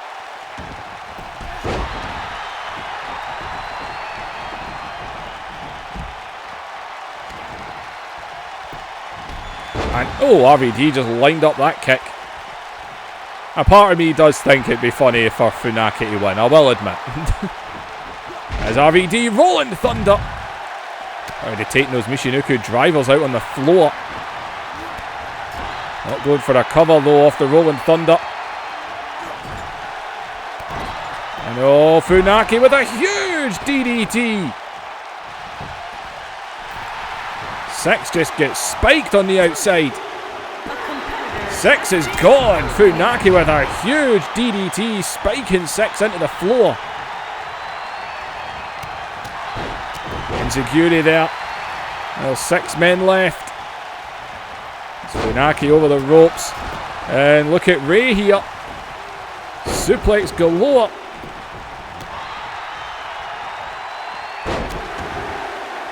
And oh! Down goes RVD. And down goes our 12-year-old referee. Child abuse. And oh! Get his knees up. Kidman plants him though. Second favourite there on the apron again. And Taka, well, his dream's still going. As all face first, well, 6 is gone, but the X Factor isn't. German RVD just took down his own tag partner. Well, Rey Mysterio didn't give a crap about that. Oh, got a block there. Drop kick is Spike. Going up high. RVD going up high. And oh, nobody home. But RVD 5-star frog splash. And might be about to eliminate his own tag team partner. But Kidman took it out. What are you doing, Kidman? And RVD not happy with that. As all Funaki here going for a leg lock. See, you need matches like this every now and then. As RVD. And a handstand moonsault. And Taka. And oh, well, Ray doesn't look good here. There's a tornado DDT. Pin him, Funaki. The champion's still in. I don't know why. I'd be happy if anyone won this, to be honest. Well, Spike could have been out there if he pinned him off of that DDT. And look at Taka now. More submissions. Funaki goes face first. Funaki rolling to the outside. I'm very confident in the premiere of this. People will be rooting for Funaki. And oh, Rey Mysterio. And Ray. Oh, got him there. That's 619. And if he connects off the top rope here, I think Taka could be gone. And God, Kidman just ate the floor. A standing moonsault. And Taka got the shoulder up. RVD here stalking Kidman on the outside. And RVD. Oh, he was going to go for a pile driver, but Spike. Everyone's second favourite. Never mind. More of another version of Michinoku driver. The Russian leg sweep on the floor. And Rey Mysterio is still in it, man.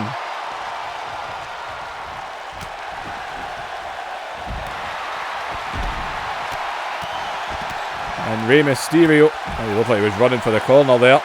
He's just walking into it. And a suplex to Spike. Well, we're still on 6 here. Tajiri didn't last long. 6 get taken out by Funaki. Funaki might be about to get taken out here. Jerry Lynn style, man. Oh. And that pile driver on the outside, I think the Funaki Mania dream ain't happening. Oh, he's still in it. And someone just got busted. I think it might have been Kidman. And I think Spike's going to follow up on it here with a stunner. Spike Dudley. It's Taka. He's got a submission locked in. The referee's too busy trying to watch a submission from the other side of the ring. It's Funaki is about to get spiked again. Speaking of Spike, he just eliminated Billy Kidman. With a stunner of all things, Funaki is gone. As Taka, God, has planted Rey Michinoku driver on the outside. And Ray is gone. We are down to 3. Spike Dudley, the champion, still in, but that little distraction there.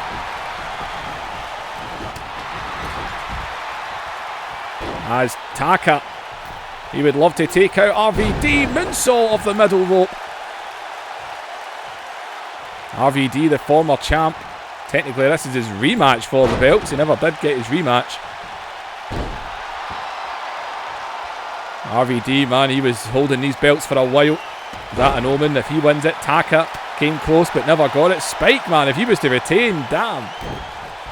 Think how long we took to bring Spike in, former ECW tag team champion in this universe. Him and New Jack took it to the Dudleys, just like real life. As Taka going to look for the submission. Is he going to tap out RVD? He's tried to do it before and he couldn't get it done. But could he do it now? Spike is in no rush to help his fellow ECW. But RVD... Spike just watching on, although that bulldog from RVD's but bust him open. And just like that, RVD and Taka working together.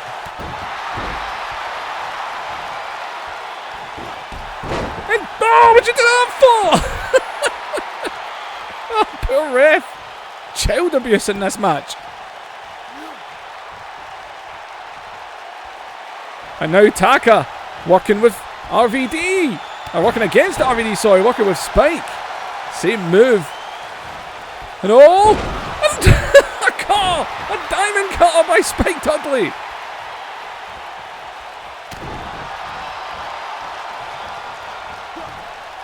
Man, he's busted open now. Well, Spike seems fired up here, but RVD comes up behind him. Oh!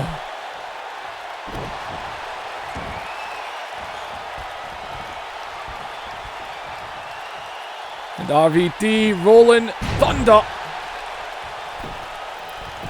Taka on top, don't. 2. He got the 3, but oh, Taka.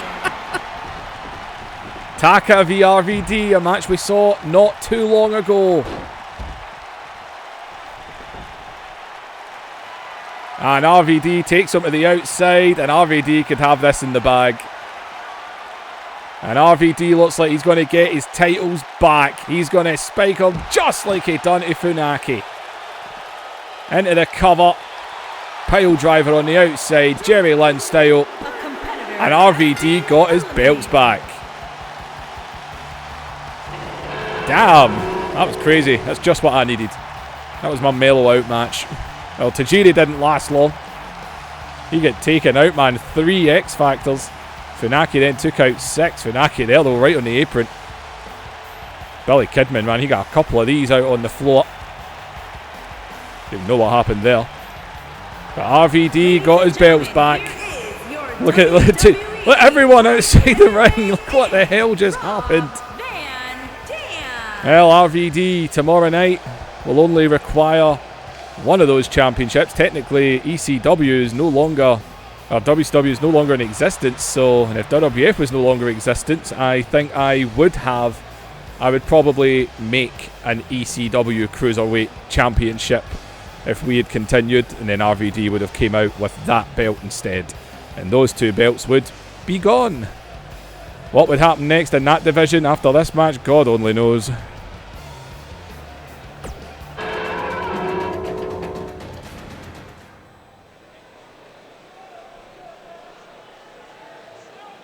Well, 8-man tag team elimination matchup. The second of 3. Of course, the main event will be the big one. This is Team Lance Storm versus Team Canyon. Just magically got put together. Lance Storm, of course, first person he recruited was his tag team partner, Just Incredible. Former ECW tag team champions. And of course, former WWF tag team champions. But then he recruited another team. The Dudley Boys, former Everything tag team champions. And the Dudley Boys. Well, the Dudleys. I did consider doing a 4-way dance for the tag team titles. And the Dudleys and Rock and Roll Express would have been in that, but I felt we had a lot of 8-man matches. Thought, we'll let the tag titles just be a good old tag match.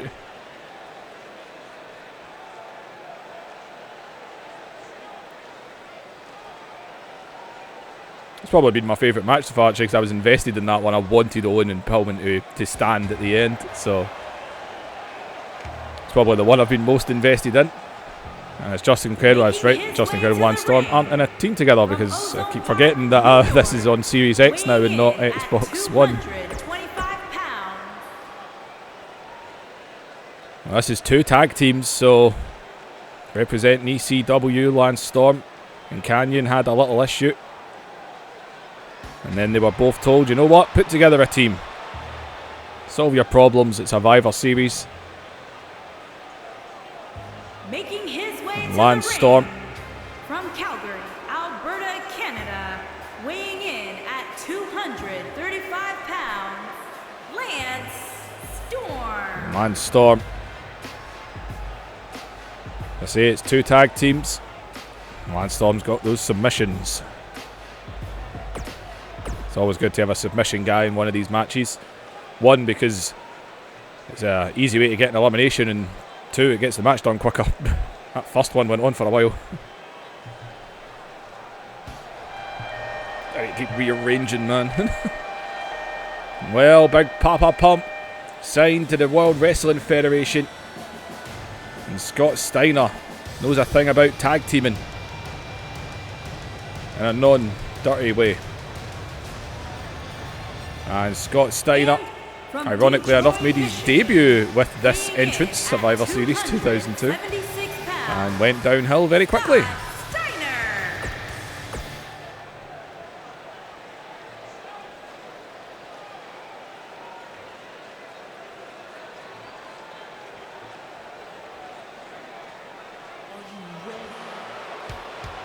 And well, a man that people have been saying give him the push after his back-to-back victories over The Undertaker.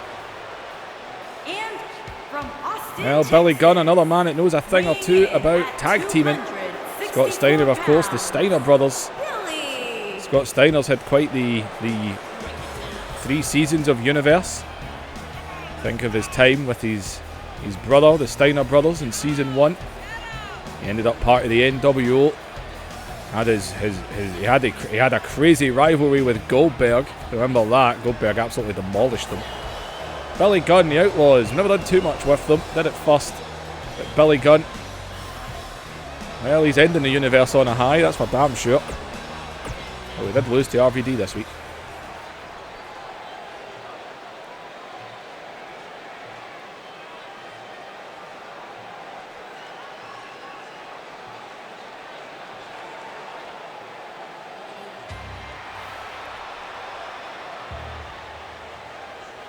And well, there's the team captain. Although I do think there's a man in this match with a lot more experience than Kanyon for that. But it was Kanyon and Lance Storm, and well, someone decided to show up and offer his services for this Team WWF, Team Kanyon. And that man showed up this past week when Lance Storm challenged Kanyon to a rematch 1-on-1. And well, that man came out, made a distraction. Kanyon got the 1, 2, 3.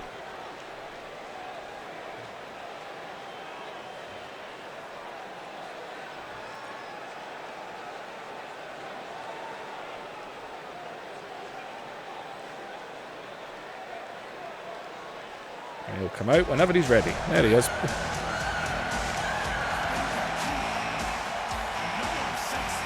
And Shawn Michaels. Well, he's here, Survivor Series. I will admit, a difficult one. Well, we're not going to see much here, are we? A difficult one to not put in Team WWF, although he did go to WCW in this universe. He became the leader of the NWO, and he booted Hogan right out. Hogan was kicked out, went and joined the WWF. Shawn Michaels showed up in WCW, took his head off. And Shawn Michaels, well, he's going to be part of this team. I know he doesn't mind locking in a sharpshooter every now and then.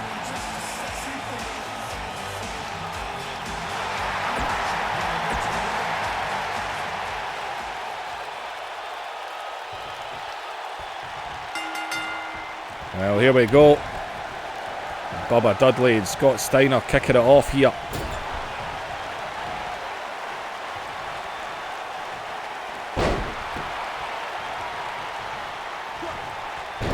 Safe to say the imagination continuation of this universe. The Dudleys would go right back into the tag division. I think Lance Storm I would put back into a solo act, as he was in season 2 WCW. We got some really good matches out of him. Shawn Michaels would probably get a break. Kanyon. Depends what happens with Page. Billy Gunn would probably get a solo run. I don't know, there was something about... Oh, cheap shot there. Look at Bubba.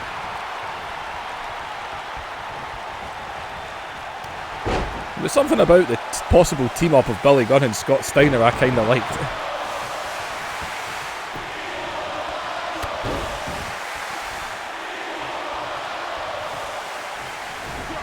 Well, the 2K crowd wants Shawn Michaels.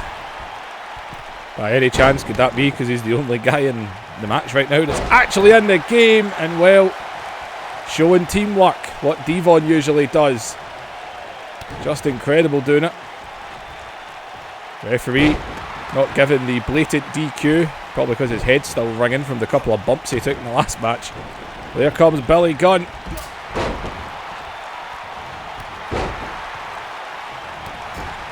He's taking it to just incredible right now. Just choking him in the corner.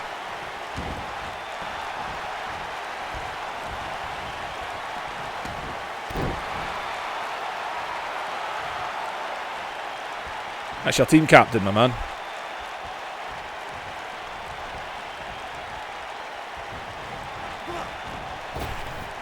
I know, nobody home.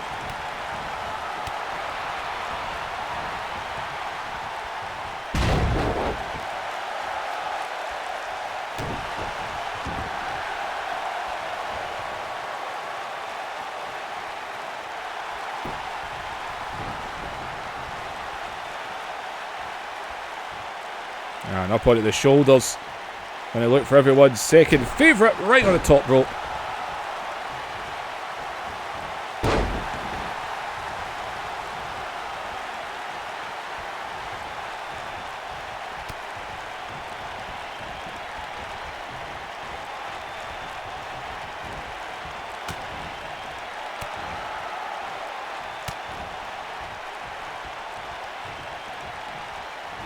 And Billy Gunn. A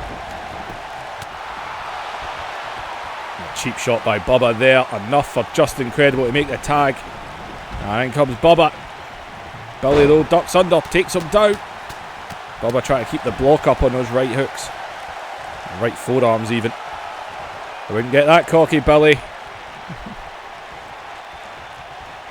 And over the top rope, down to the floor.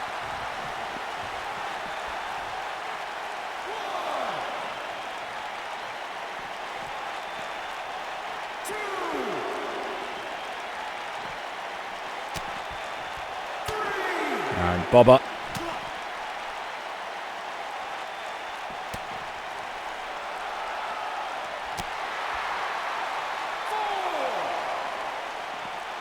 And oh, inverted suplex on the floor. Count of 5 here. 6, 7. As well, Bubba putting him back in the ring. I actually thought for sure we were going to get a count out there. Bubba. Oh, landed his left butt cheek right on the steps. And he's crawling here as he jumps up, makes a tag. In comes Canyon. And Bubba, nobody home. Tried a jump, he was never going to reach Canyon. Oh, DDT.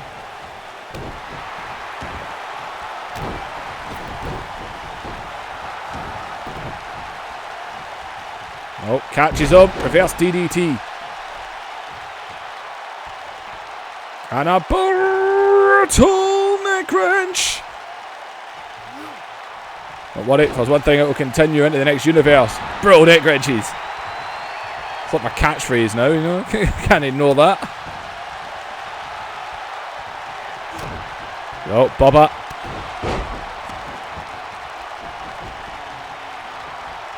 And those Dusty Rhodes style shots there. And a Bubba cutter. How can we ever forget about Dusty Rhodes, of course. Season 1, end of Season 1 into Season 2. Canyon gets the shoulder up.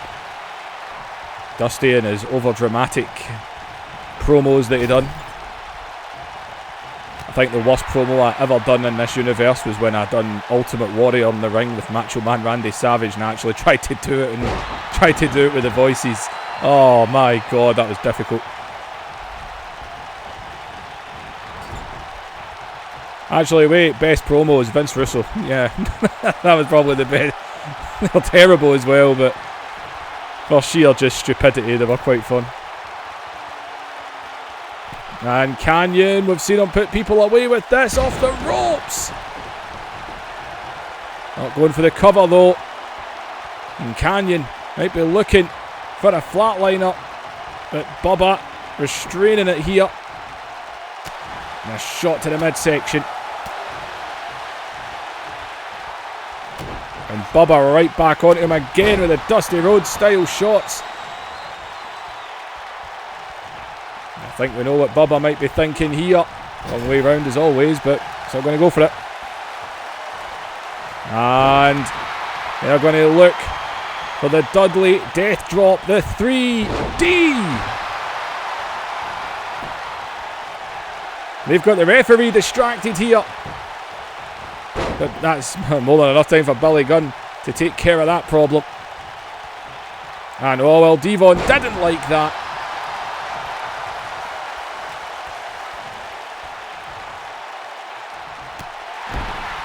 Canyon hits him off. And a heel kick.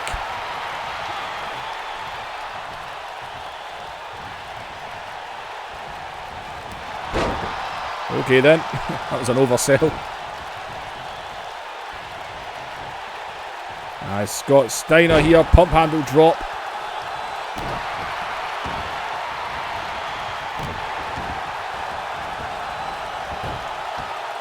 And Steiner, always the poser.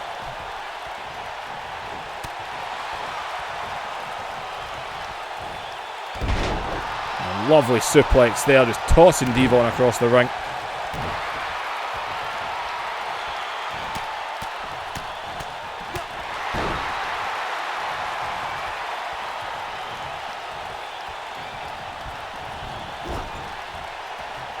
Steiner all over him right now. It's just incredible, doesn't like that as well. He's going up, going to look for that Frankensteiner here, brings him down. And Steiner looking for the recliner. But look at oh man, AI actually breaking it. And down he goes. Still posing.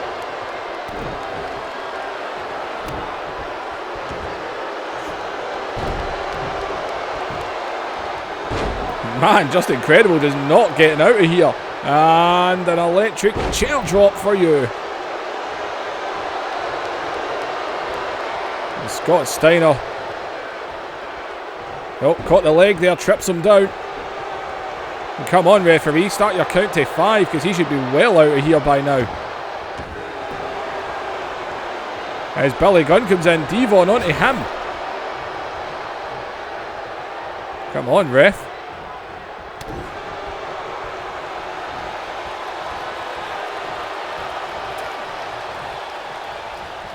And Steiner.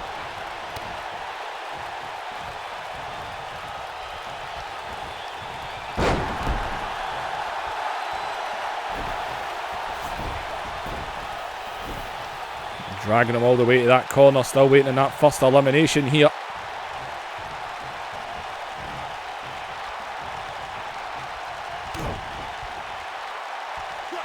And a jawbreaker. And he felt that. No one's reaching out. I know Shawn Michaels was. And Shawn's been in yet. There's Lance Storm. And a super kick for Scott Steiner. Well, Shawn Michaels watching him attempt to do a super kick as good as him. And Steiner right back onto him here. That's going to be an instant rope break though. Shawn Michaels shouting abuse at him.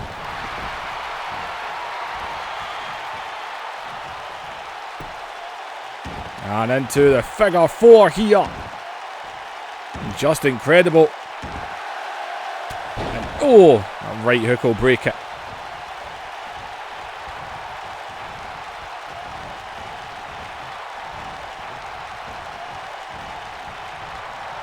Got to think if Lance Storm or Shawn Michaels gets tagged in, man, the Calgary Crab, sharpshooter, could easily result in some eliminations.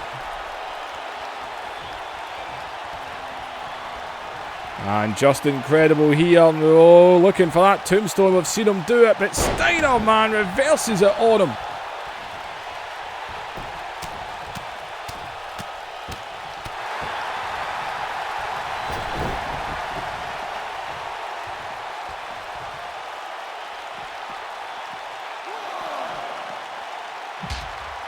Caught there, right into the apron.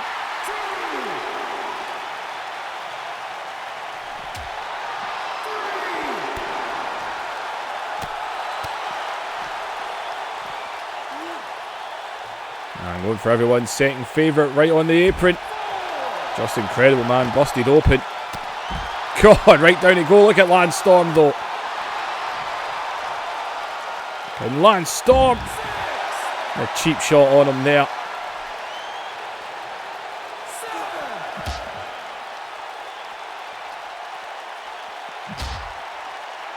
Lance Storm keeping him outside the ring right now.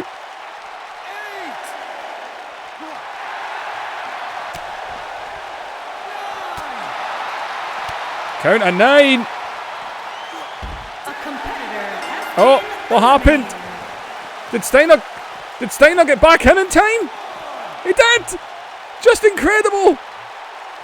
Just incredible! It's just an absolute tube. He got himself eliminated. Lance Storm was holding him outside the ring. Oh, you absolute moron. You're not incredible tonight, that's for damn sure. Just an absolute twat. That's what his new name is. Lance Storm was holding him on the outside. Just incredible. Kept trying to get involved and got himself eliminated. As a power bomb to Lance Storm. And wait a minute, and look at Steiner. He's going for a double here. Tags in Canyon. Lance Storm comes in, and the two team captains, the two men that put these teams together. Shawn Michaels still hasn't got involved in this.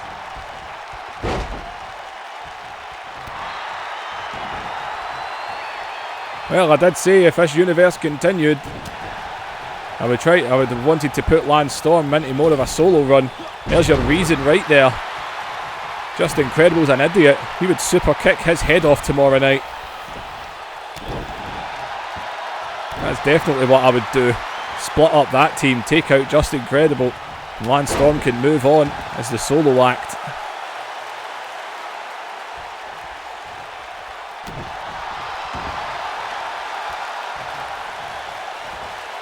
And try to get the submission in here. Takes him down. Got him in the centre. Lance Storm could easily, submissions, man. He could eliminate the whole other team. Canyon, though, elbowing his way out. He's got 2 victories over Lance Storm. Lance Storm hates the fact they got both of them, one by count out and one by distraction. And super kick by Lance Storm.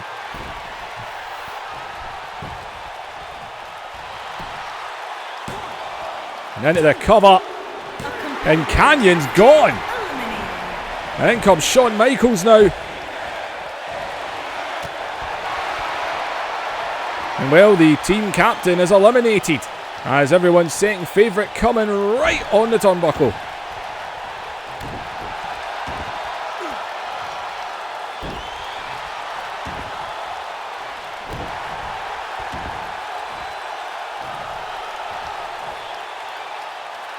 Shawn Michaels top rope and drops the elbow. And Shawn Michaels fired up. Oh, Lance Storm though. Well, he'll have enjoyed the fact they eliminated Canyon. That would also be a match I think would be on the cards. Lance Storm would want a bit of revenge against Canyon for the 2 fluky wins that he got.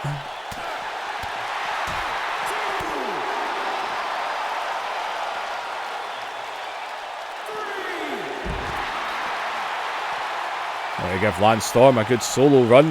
Maybe a little feud with Shawn Michaels would have been a good way to go as well. Get some victories over him. That will give him a good push. We're fighting on the outside again.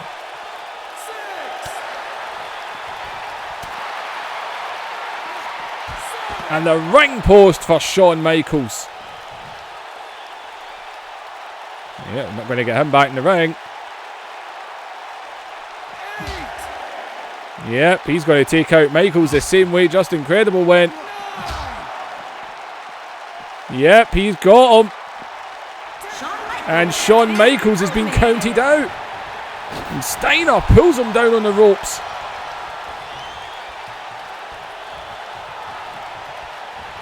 Well, I said Steiner and Billy Gunn could make a good team. They've got their opportunity to show what they can do as a team. Well, he's looking to take out the team captain for Team Storm. And up he goes. Down he goes. And it hooks the leg. And oh, Bubba just saved that one. Billy Gunn with a pile driver for Bubba. Steiner going to drop that elbow.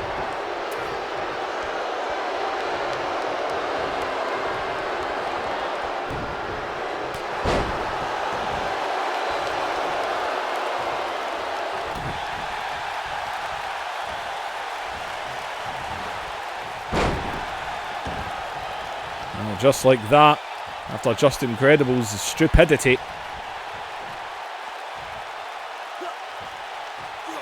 And right on the top rope. Second favourite again.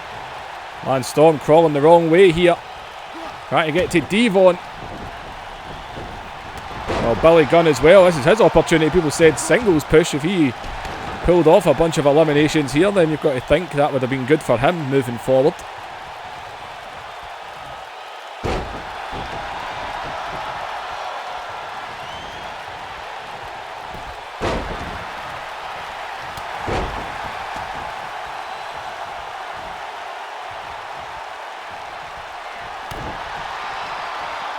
As Devon though going to look for that saving grace here, plants him. Oh, but he got the shoulder up. Steiner was taken out. And Steiner is down.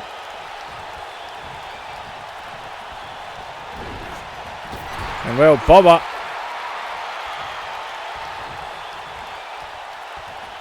I'm guessing Devon was planning on doing 3D, but he can't do it as Bubba is taking care of Scott Steiner right now. But Billy Gunn fighting back. Billy Gunn's on his own.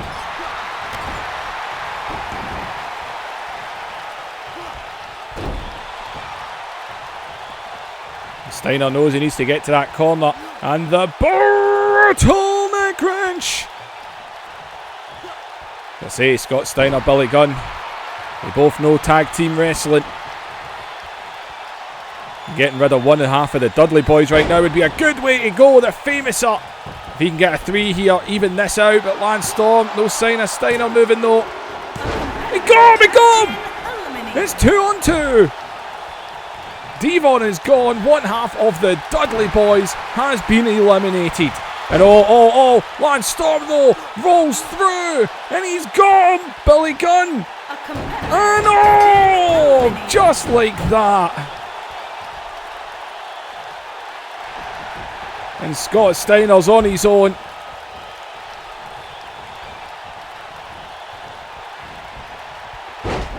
Scott Steiner's on his own with one of the most underrated wrestlers of all time in Lance Storm, for actual wrestling ability, and in my opinion, one half of the greatest tag team of all time. One half of the Dudley Boys.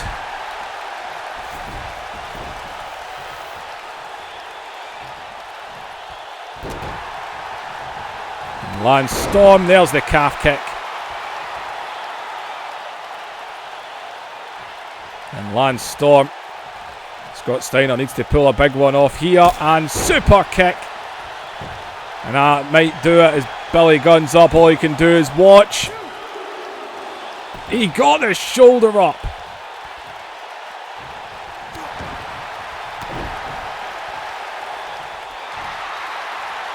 And a dragon sleeper now.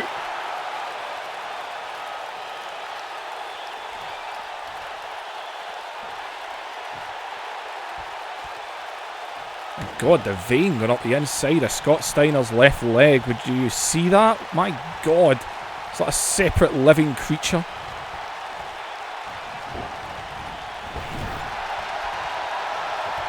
And Lance Storm just watching on. I think Lance Storm's very confident right now. He's going to pull this one off.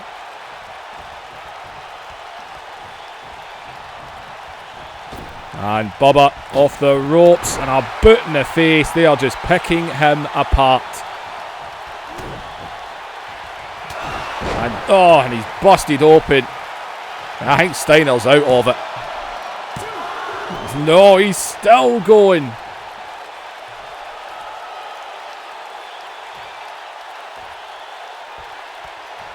Somehow, some way, Scott Steiner keeping the energy.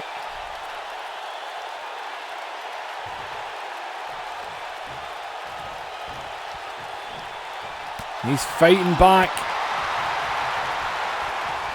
A recliner, man. You lock in a recliner, make him tap. You have got it. Lance Storm trying to come in.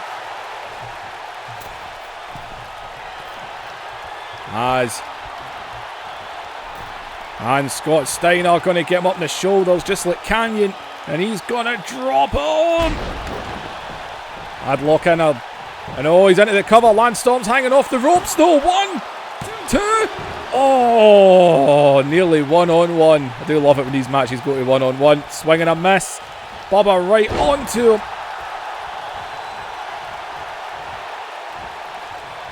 Oh, Steiner.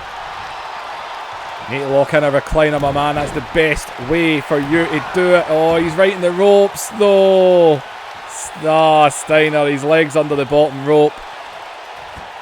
And... No, it's not. Yeah, it is. You dumbass.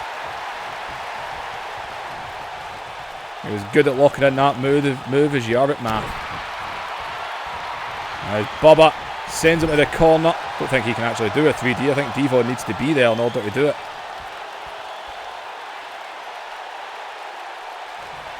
And just weighty Bubba cutter.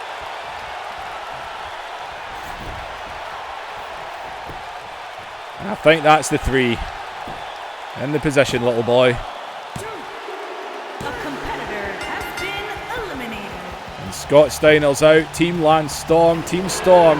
Team ECW gets the victory. That's two of these matches, and it's been the ECW team that's pulled it off. Well, I can tell you my exceptional booking, pat on the back. The aftermath of this, for those that don't know, this is the final episode of this universe before we move into something new. But just incredible. I would have Lance Storm tomorrow night, would boot him in the face.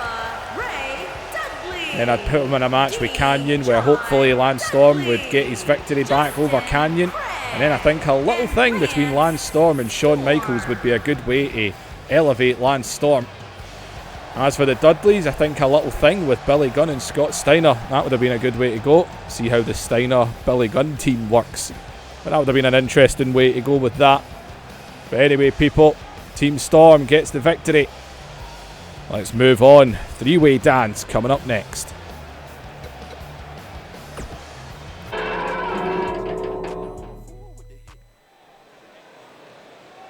Alright, let's keep going.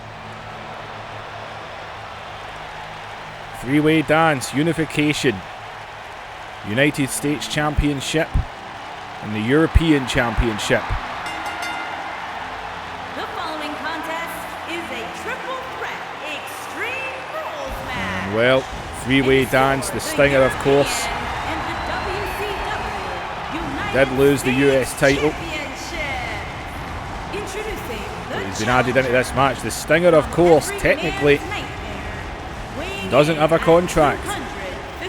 He still fights for WCW.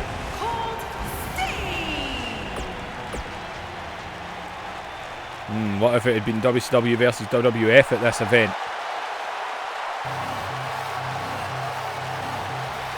It would have been just as hard to pick who the team would have been for the Team WCW in the main event. Triple H obviously would need to be part of it, so he's part of that. And the Stinger, of course, Heart and Soul, Ric Flair, you've got Nash and Hall. It'd be really hard to pick.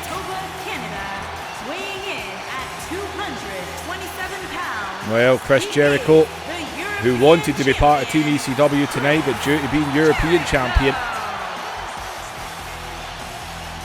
well, him and The Rock are one apiece, so after this show is done, I'd imagine Jericho and The Rock would have a little unfinished business between themselves.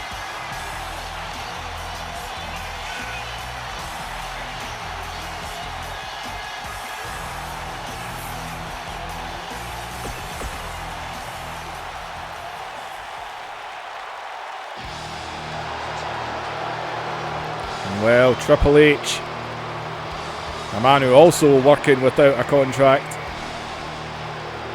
working on a show-by-show basis. And there is the highly statured United States title. Good God, that belt has just been raised in caliber so much. Think of the guys that have held it in recent months alone. Triple H got it from Sting. Bloody Sting, of course, man. Sting was holding it. Shawn Michaels, Kurt Angle, Bret Hart, Owen Hart. Well, it's a three-way dance, just like the four-way dance earlier. Elimination rules. Man standing tall at the end will leave with 2 championships. And in the future, only one of those championships will stand. I think even from a WWF point of view, if they won continuing wise, I would take away the European title and just introduce the new US title belt, the American flag one that they had.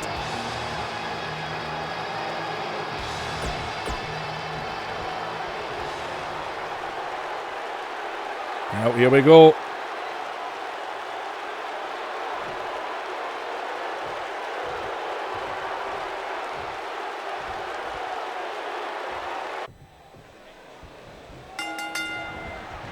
Every time I do these exhibition matches, high knee there, I keep accidentally playing as someone and they stand there getting slapped about for 5 minutes before I click and realise, something's wrong here.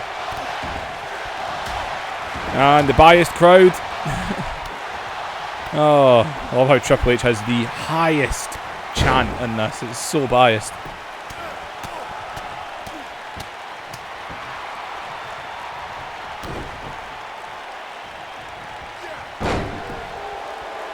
From a storyline point of view, the interesting factor here would be for Sting to continue to win and continue on as his, because as long as he's holding a belt, he's got a week-by-week contract, but without a belt, technically he should have a contract to show up. Or is that all part of his mystique?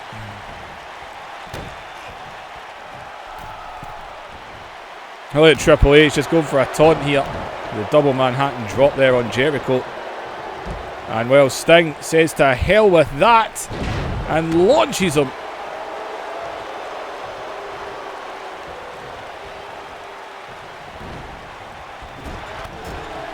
Big shot in the corner.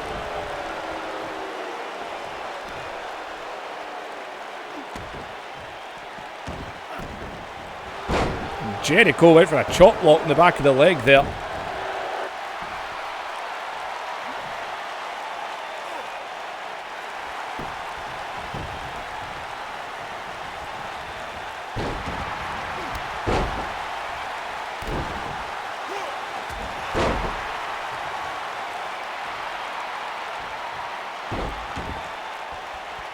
Jericho now for a figure 4. Triple H again quite happy to just watch it happen. It's a three-way dance. It's not the first pinfall. This is ECW traditional rules. I say tonight's all about eliminations. Unification and elimination. And Triple H going to go for a meeting with a ring post.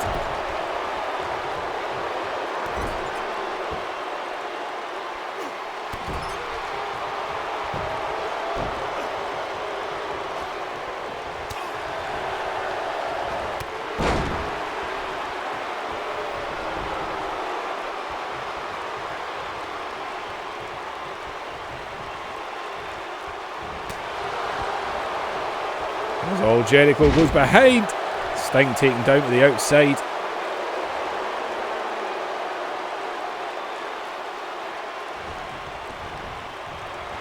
As Triple H trying to sweep the legs there. And Jericho.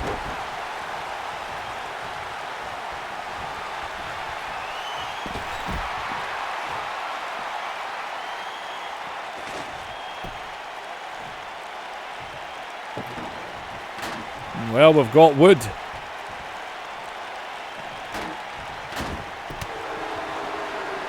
Triple H gonna have to stand. Everyone's all over the place right now.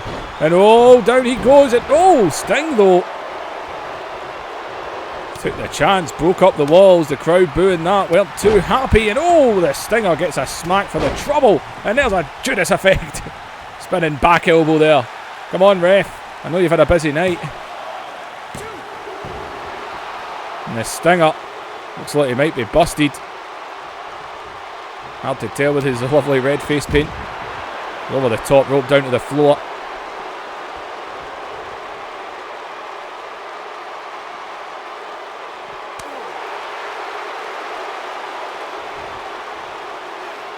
And right into the apron.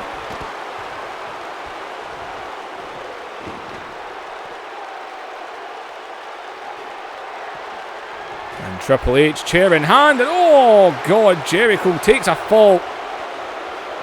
And the chair with Triple H, man, it's Extreme Rules. Oh yeah, he's busted alright. There's blood on that chair. And a spine buster on the floor.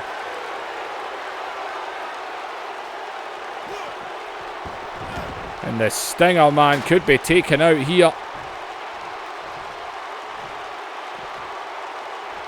Well, Jericho, chair in hand, off the back there. And oh, well, that's not what Triple H wanted. I think he wanted his hammer. He found Sting's bat instead. He could be out. Nope, still life in him. And oh, he tried to catch him off guard there. That wasn't happening. Oh, that was a low punch.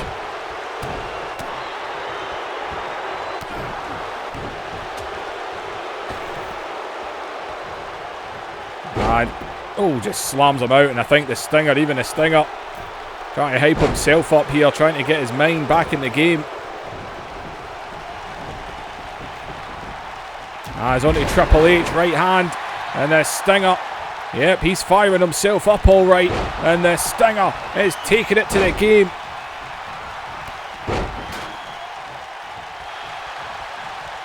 And Sting, Stinger splash. And Sting looking to take out Triple H here with a Scorpion Death Drop. And the Stinger fought back, and Triple H could be out of it here. The two got the shoulder up. And oh, Jericho just ran in, drop kick there, takes him down. And oh man, he's stalking out the Stinger.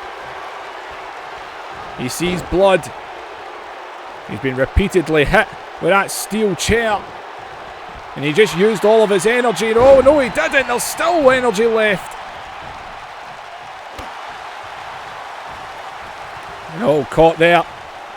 Triple H. Oh, that was a brain buster. And oh man, look at Jericho. Nah, I don't think so. You never learn, do you?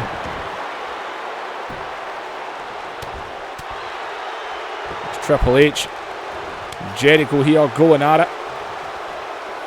This match right here technically is WWF versus ECW versus WCW, because the Stinger still fights for WCW. Picking that table up again. Oh! I thought he completely missed there. Table in hand. And the table's been set in the corner here. And oh, face first he goes. The rise and fall of Chris Jericho there.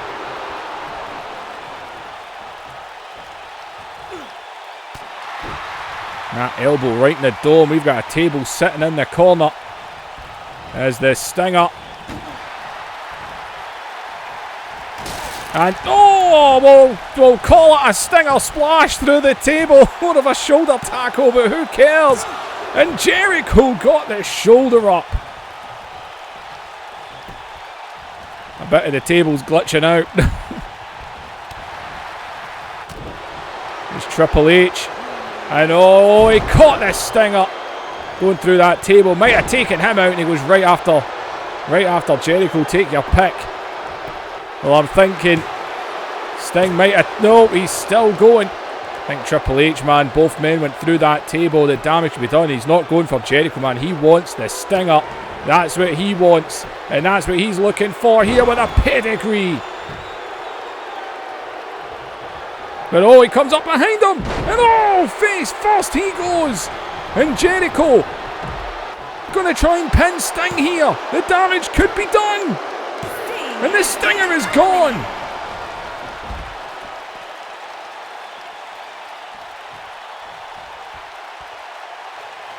And Jericho now. And he was looking for a power bomb.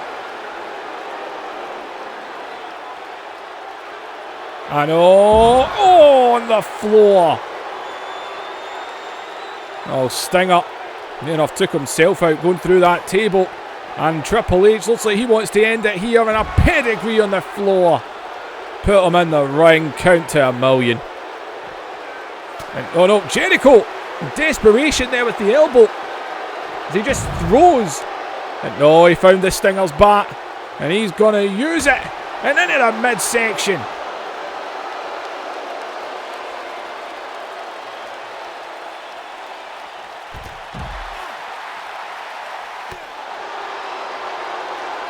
As Jericho now on the outside, the Stinger has been eliminated as Triple H managed to knee his way out of that one. Out for a punch, didn't even come close to connected. And the side slam.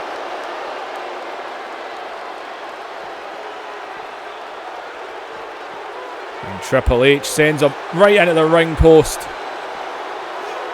And a second time, Jericho is busted open. But man, Jericho here.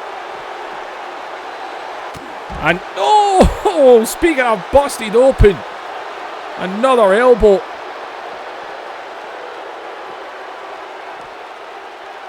And right into the table.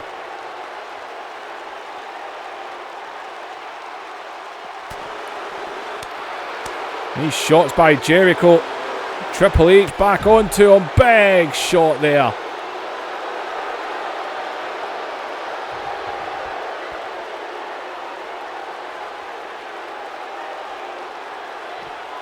And he goes again. DDT! And Jericho. And wait a minute, Jericho now. And he bombs him. And he beat The Rock with these moves at Anarchy Rules. Multiple power bombs here, but out on the floor. And a stomp right on the knee. And it's on the outside. It's not false count anywhere. And he locks him in. Walls of Jericho. And Triple H is locked in the walls. And he forces his way out of it. Just need to get back in the ring, boys. Another side slam. Both of these men. And went for a drop kick. Nobody home. Get in the ring, boys. You can't win out here. Oh, God.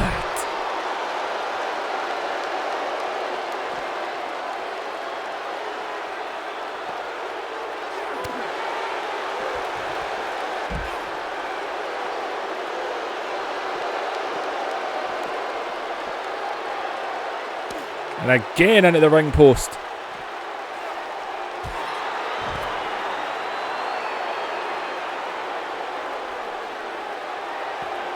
And another big spine buster on the floor.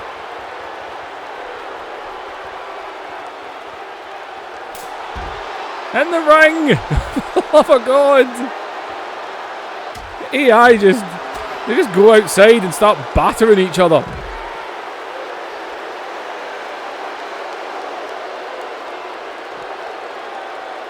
Pulling Jericho up to his feet. Go to your side. There you go. You going to throw him in? No, he bounces him off it. Throw him. Or pedigree him. This would be a second. Out on the floor. Just put him in the ring. Oh, he's right up. Jericho puts him in the ring. Oh, he's got the Stinger's back again.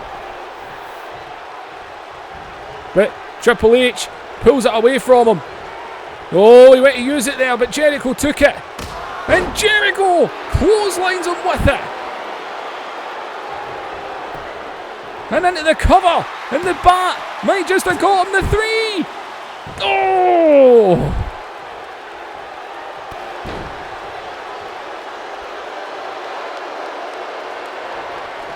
And oh wait, Jericho looking for these bombs again. It tires him out just as much as it tires the game out. As he falls into the cover. He beat The Rock with these moves. Oh.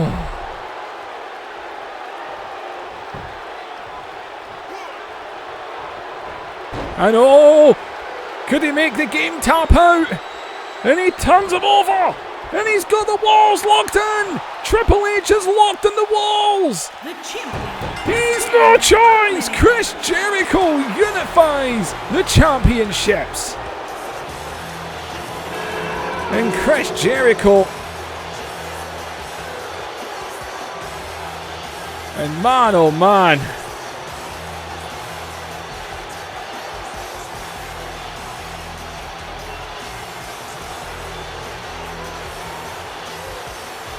Just like that. Stinger got taken out, but Chris Jericho, Ladies and gentlemen, here is your and he unifies it. And I can tell you once again, if your imagination in mine, if this universe went on, Triple H and Sting, far from over.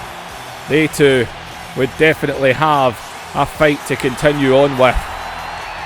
As for Jericho, well, he wouldn't be finished with The Rock. And now, if WWF wins tonight, then he would be presented with a new United States Championship belt tomorrow night. If ECW was to win, oh, I don't know. Wouldn't keep the European title. US title, I don't know. I'd be more tempted to take both belts away from him, give him a match with Taz for whichever one of his belts that he so desires. But then he would go into a feud with The Rock. Just like Lance Storm, Jericho would start getting pushed that little bit higher.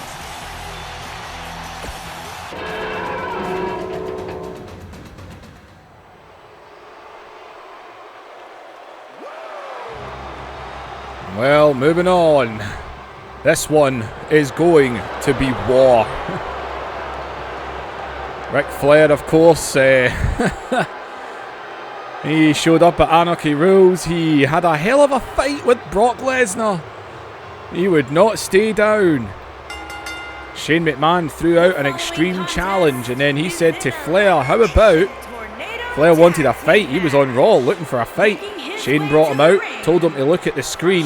And Big Show, who was on Nitro, ECW Nitro, went on a rampage. He laid the Sandman out in their match. I mean, he absolutely dismantled the Sandman in that match. He went back to the gorilla position where Tommy Dreamer was. Tommy Dreamer got laid out through a table. He went back into the corridor, found Rhino, sent him flying through a door into the locker room, put him through a table in the locker room, then laid him out with a choke slam right on the floor. When he went back out, who does he see in the corridor? Rhino comes running at him. Ends up in a fight with Raven. And Raven, man, not one, but 2 windshields. Good God. In the car park. Making his way to the ring. But man, oh man, Big Show laid waste. Shane McMahon, well, this universe, good God almighty, Shane McMahon. In this universe alone, first ever light heavyweight champion. Former World Wrestling Federation champion. when all of a few episodes into season 1, the little billionaire bitch decided to win the title when he wasn't supposed to. I thought The Rock would deal with him easily, but no. Couldn't do that. Had to let Shane win, didn't he?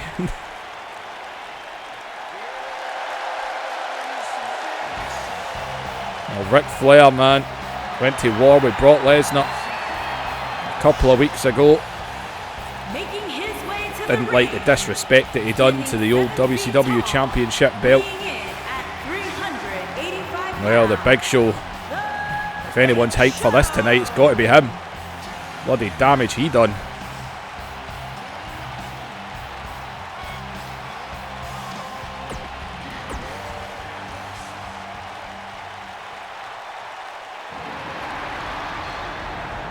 And well, Team ECW, the innovator of violence, Tommy Dreamer, the heart and soul of ECW. Even Tommy Dreamer admitted Team ECW tonight needs to be the team of guys best capable of keeping us alive. And he said, and that's the guys that are in that match. Tommy Dreamer said, I know my limits. I'm best suited to the hardcore environment. I'm not going to try and go toe-to-toe and out-wrestle The Rock or The Undertaker, Kurt Angle, and Kane. Man, Kane is backstage, still being checked constantly. Kane has vowed he is going to make it in this match, and he is going to do it. But man, what condition is Kane in? Seriously. Vince McMahon's already said to The Undertaker, Undertaker's backed up saying you're going to need to find a new guy. I don't think Kane can do it. The Rock says, I believe. Kane says he's ready for a fight. He'll give them a fight. Well, this man must be ready for a fight. Got put through 2 windshields this past Monday night.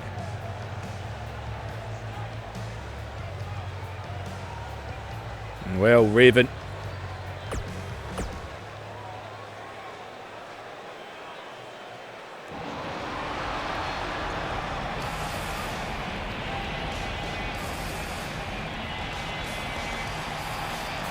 And here comes Rhino. This is the man they chose to be the 3rd man after being attacked, and obviously he knows the Big Show. They've had their issues in the past, used to be a tag team. Big Show and Rhino, we were trying to think of a tag team name for them, but we never got to that point. Here we go, man, this one's going to be a war.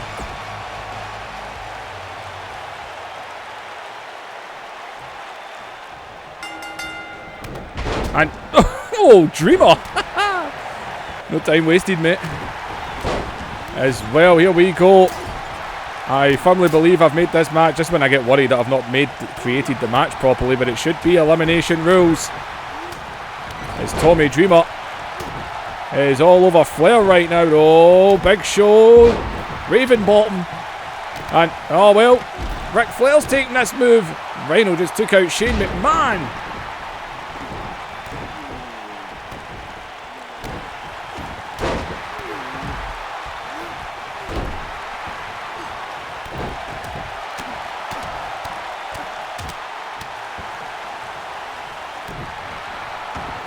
Rhino here is Dreamer.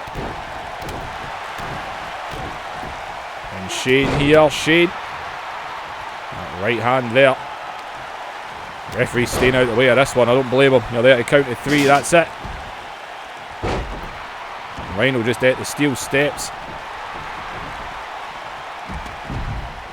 Rhino just been thrown about right now. Shane McMahon trying to stay on him. Shane wanted to go to Extreme. He's going to Extreme. I was originally going to make it a one-on-one match with Sabu, actually, and go full Extreme. I was trying to think what to do with Flair after he decided to turn up. That's why I said Ric Flair turning up messed everything up. The twat. As old Rhino. And oh, Shane just went right into that there. As underhook here, as down goes Raven. And well, Rhino. Then Big Show down to the floor.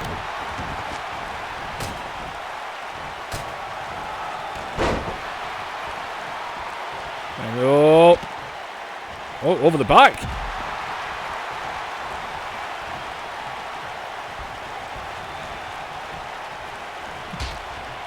Shane McMahon onto Rhino here. Announcer's table's been stripped. Ric Flair being choked. He just fisted him there. Big Show and Dreamer going at it. And well, he's got that bat and Shane is going to use it. Good God, Shane McMahon got to town. Big Show, man, just ate the steel steps.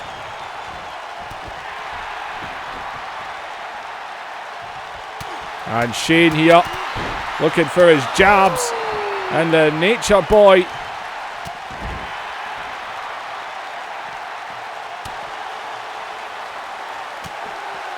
Flair got that locked in. And oh, Raven turning it around here. Shane McMahon.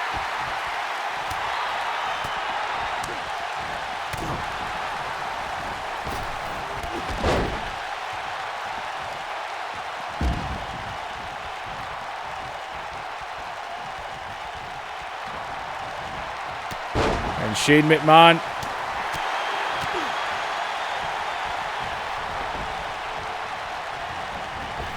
It's Big Show right now.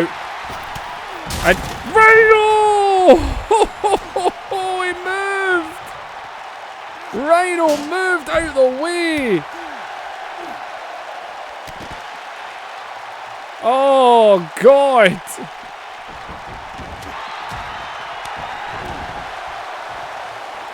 Oh, Rhino!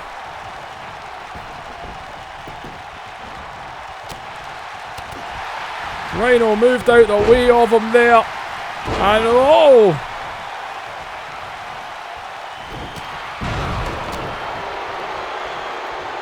And Rhino is looking for a goal. And the cover is in. And Shane McMahon has been eliminated.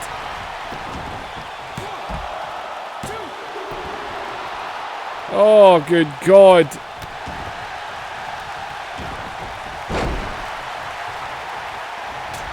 And that is not good. Oh, Big Show. And over the top rope down to the floor.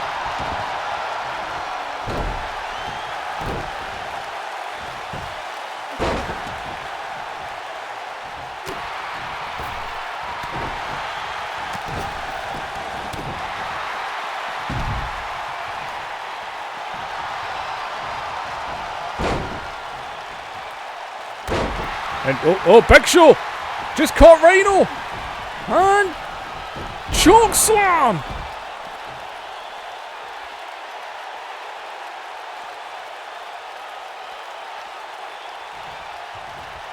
He didn't bother going for a pin, did he?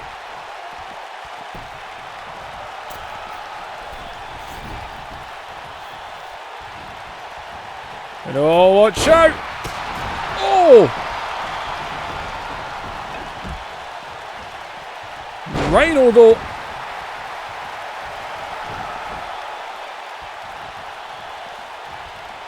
There's Ric Flair.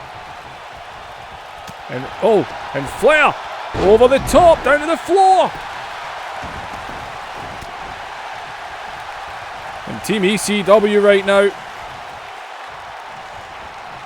And oh God, Tombstone.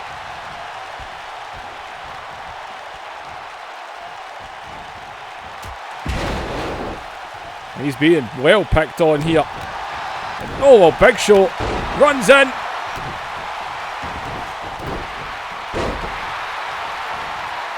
And Flair's busted, of course he is.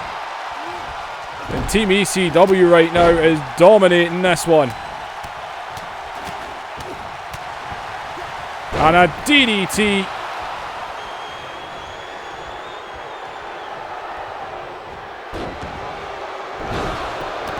And oh! Big Show.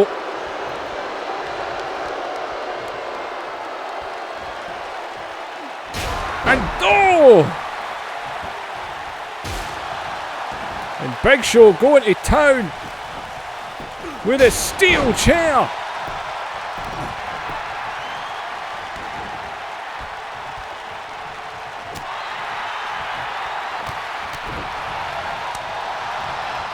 And oh God! And oh, got caught there. There's Tommy Dreamer.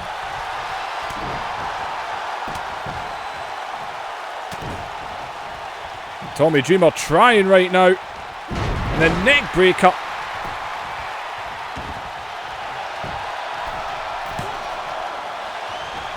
Big Show gets that arm up. Oh, and Rhino though straight back onto him.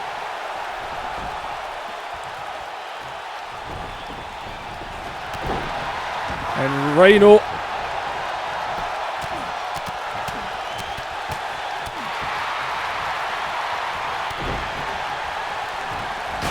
And oh!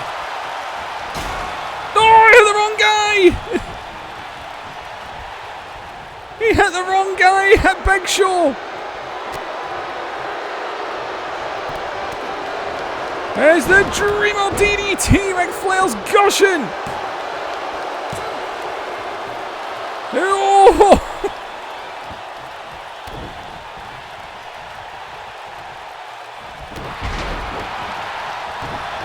Oh, he's outnumbered. He can't do it.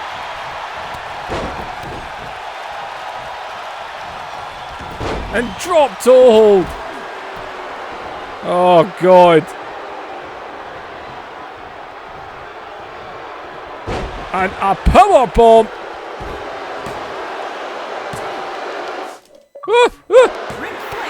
Press the right button. Flair's gone.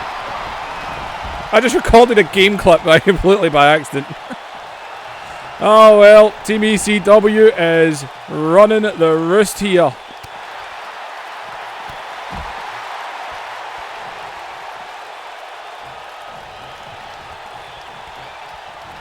There's Raven though. And oh man, a spear there.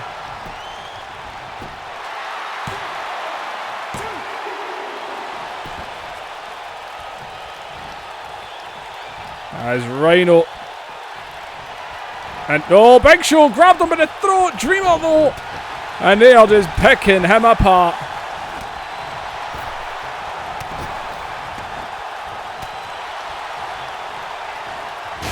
And oh, Raven got in the way.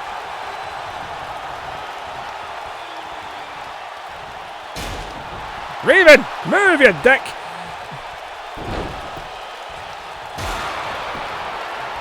God, in the chair. Oh, I missed it. The chair worked. It's too hard to do matches with two controllers. But the AI would never have gave you any hardcore. Shane McMahon completely missed the elbow. But Team ECW did kind of deserve a bit of revenge after what Big Show done to him. Shane McMahon here. Rhino moved out the way.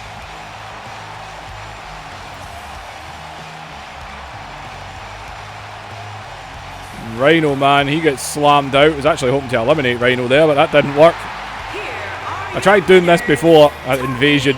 It's very hard to try and play as both teams. Well, Team ECW. That's yet another Team ECW has won tonight. If you remember Invasion, it was Team WCW that was winning all night. ECW has definitely been the better side tonight. Will that stay that way? Time will tell.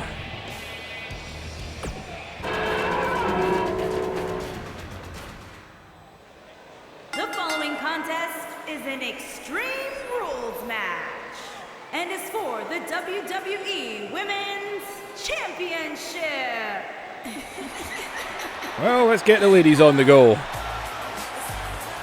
I was going to give the women a 4v4 elimination, but there's not really anyone on the ECW side to do it with. It would just be turning the same women into that and doing the same thing again. There's not much to do with the women. Good thing is about the new universe, as we go on, we'll be able to go into Ruthless Aggression and start bringing in different people. Trish, or Trush, because that eye has been eaten by that ass. Well, this is Extreme Rules. Jazz has been on quite the roll as of late.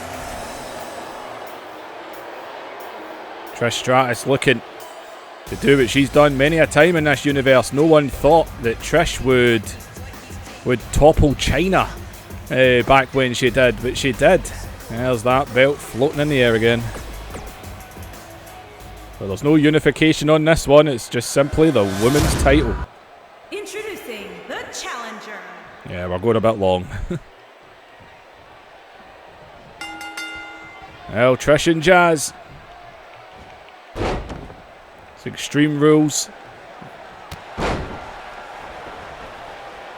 Jazz tried sneak attacking up, send a message, didn't quite work that way. And oh, Jazz out of it, a big DDT.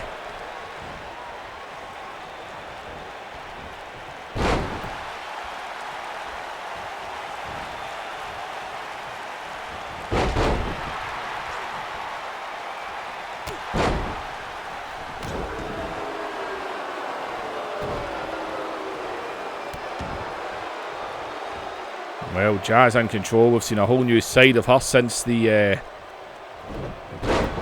ECW thing. After that was reborn, it was a whole different Jazz. Didn't need people by her side anymore. I did consider putting Lita with ECW. We could have brought Shitface back, Francine.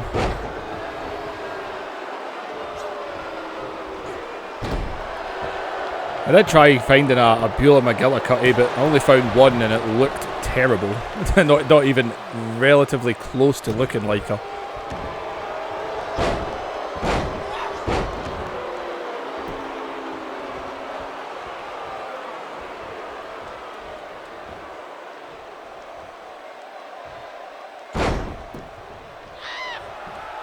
Jazz just in control right now, given the abuse. It's Extreme Rules, but she seems to be keeping it in the ring so far.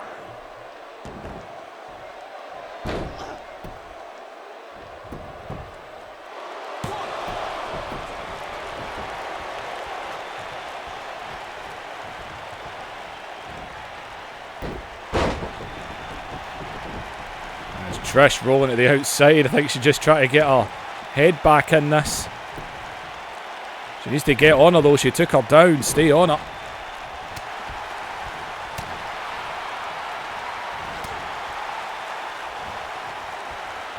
As Jazz though again just lays her out.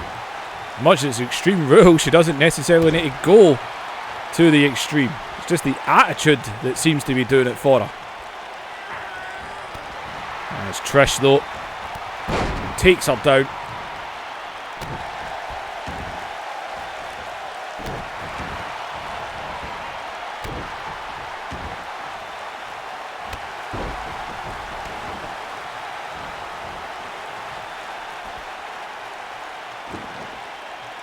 Well, Trish, screw it. It's Extreme Rules. Why not?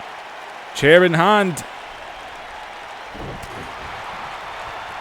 Jazz able to knock it away from her though. And she scoops her up. And oh, just drops her. You feel that in your ribs.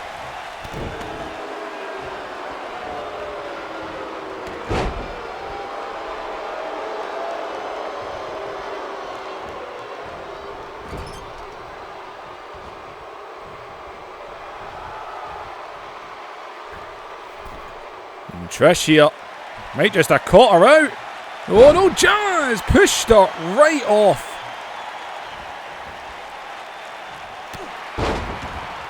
And just like that, man. Just when you think she's about to get it. And Jazz onto her, drops her. We've seen her win matches with that. And that could be it. Shortest match of the night. It is. Jazz retains. Didn't even need to use a weapon. Well done, ladies. You really just let the entire women division down with that match. Well done. I'm not complaining. A short match gets me closer to finishing this. I'm absolutely buggered right now. Here is your winner. 3 hours and 27 minutes is the clock time on my recording right now. Well, Jazz retains. Dominant women's champion. I think if we'd continued on after this, I think it would have been time to bring in some new recruits to go and fit with that ruthless aggression era. I think we'd have seen Victoria, Mickey and Nat come and get involved and give Jazz a little bit more. Maybe Gail Kim would be a good way to go. But anyway, well, Jazz just proved she was dominating. It's exactly what she was doing. It's exactly what she just done.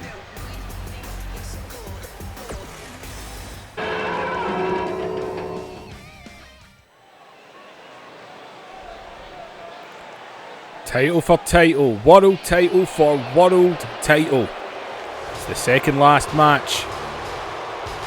And you all know what's last. And well, there it is. Brock Lesnar, the big thing. The ECW World Heavyweight Champion. Spray painted ECW over the front of the WCW Championship. Paul Heyman offered him the choice, says, which one of these belts do you want? Instead of keeping the traditional classic ECW Championship, he opted to take that WCW classic NWA big gold belt and spray paint it. Now, I'll admit, continuation of this universe would have resulted if ECW won. I probably would have went for a hybrid championship, a new ECW title, something new. But obviously if WWF wins, then again I'd change the belt to the Undisputed Championship, to be fair. Ruthless Aggression era, so I'd go to that belt. But Brock Lesnar, two-time world champion now. Three-time technically. He held the WCW title for 1 week. He won this championship during the Anarchy Rules tournament from Austin. And of course he won the ECW title from Sting in the main event. He's technically a three-time world champion.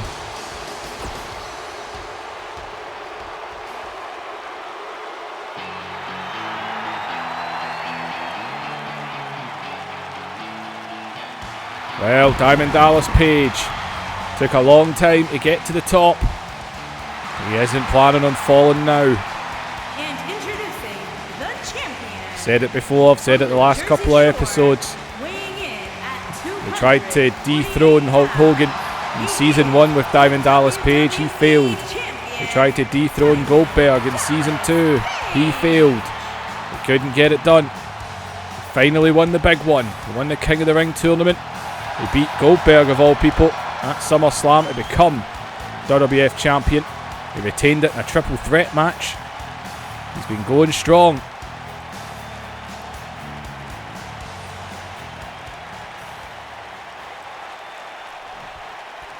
Well, hand it over. One man will be officially 3 companies unified world champion.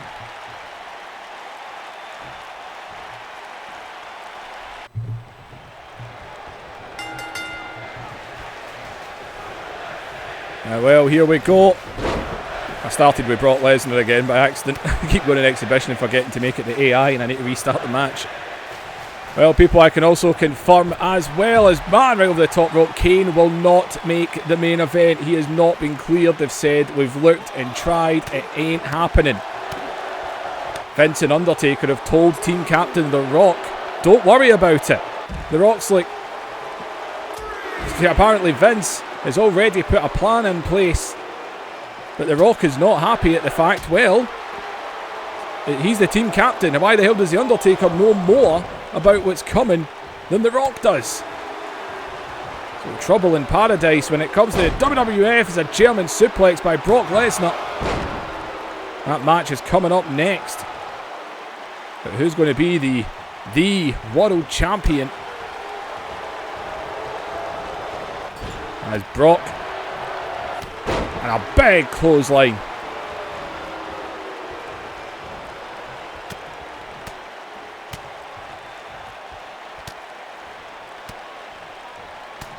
Brock here just laying in with shots. Plenty of history with these two, man. That King of the Ring tournament, that match those two had. Brock Lesnar absolutely destroyed him, and oh man, a bit like that. but Page still came out on top. DDP and Canyon ended up having their issues with Brock Lesnar and Batista. Faced off a good few times, so there is no lack of history between these two. Brock Lesnar is in absolute control here.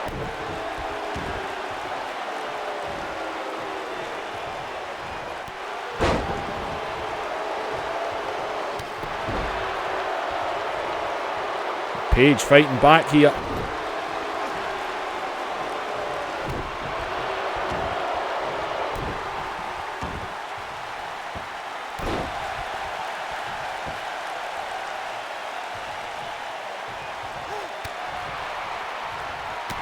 And oh, big shot there.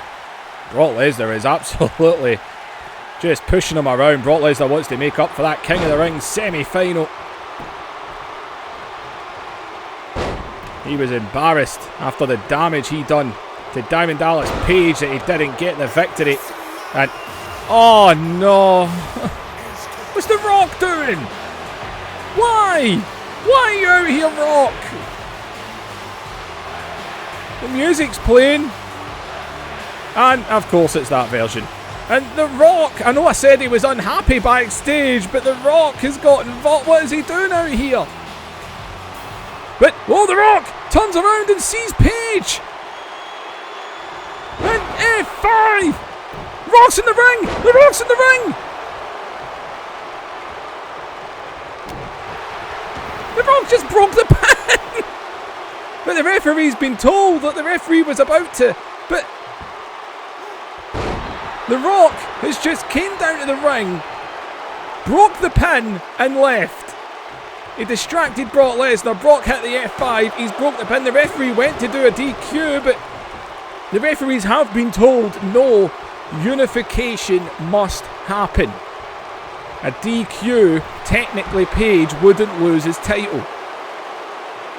And Lesnar would keep his. And well, see, the referee's doing his count, but there must be a winner. And The Rock has just stuck his nose. I know I said The Rock was unhappy. What a boot in the face there. Well, The Rock sticking his nose in this match and might just have cost Brock Lesnar. I said The Rock and Jericho would be the continuation after this pay-per-view, if it was to continue. But I'm pretty confident if Brock was to lose this match, it would be Rock and Brock. After Brock Lesnar, man. God damn. As Page now laying in with these big shots.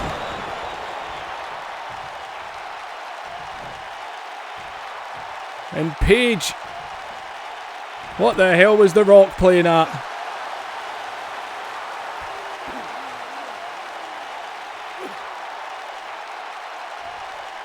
Brock Lesnar here.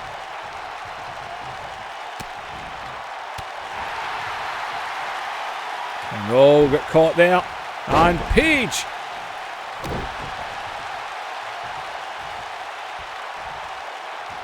As Brock up to his feet. Page just admiring him.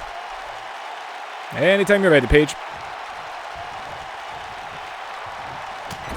As in the corner now.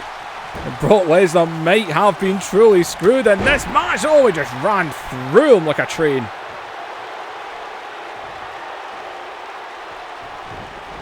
Well, The Rock has been and gone. His own rage got the better of him. Into the cover. That foot's under the rope. The referee doesn't know what to do. He was told to make sure there's winners in these matches tonight. It's unification and elimination as all Page is stalking. He's stalking Brock out here. And the diamond cutter. He pulls the leg back off the diamond cutter too. And Page done it. Oh, Rock and Brock would definitely be the continuation after this. Holy cow. The Rock cost Brock Lesnar. Oh God. Yeah, forget Rock and Jericho. Rock and Brock would be the kid. Look at that. The referee couldn't DQ. He wanted to, but he couldn't. Nothing fancy in the match anyway.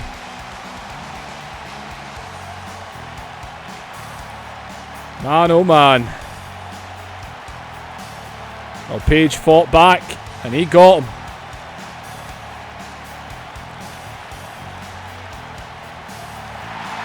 Ladies and gentlemen, here is Man, oh man. CW And Diamond Dallas Page is the man on top. Dallas Page. Unificated champion. Finally holding the big gold belt that he was always going after. And Diamond Dallas Page has unified the championships. Team captain of WWF, The Rock. Oh man, I will admit one thing. I honestly didn't think there'd be much in the way of stories after this. Holy cow, the entire night is built around stories. At the end of every match, I've been able to say what I would do next. Oh man, Rock and Brock would definitely be kicking up. Batista, he's going to want a piece of Brock, but now I would just have Batista go after Mike Awesome and Tanaka and take them out, and I would do a thing with them. Page, God only knows who he would go after next, or who would challenge him next. I suppose it depends if ECW are the ones standing tall. Got to imagine Brock would want a rematch, but at the same time, Brock and Rock, they would be going after each other.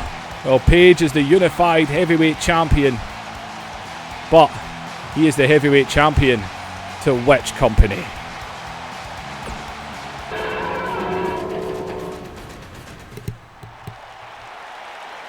Main event of the evening. One company will stand above the rest, because the rest are dead. WCW is gone. And someone's going to join them 6 foot under. One company will live. Page has unified the belts, but the belts to what? What is he the World Heavyweight Champion of?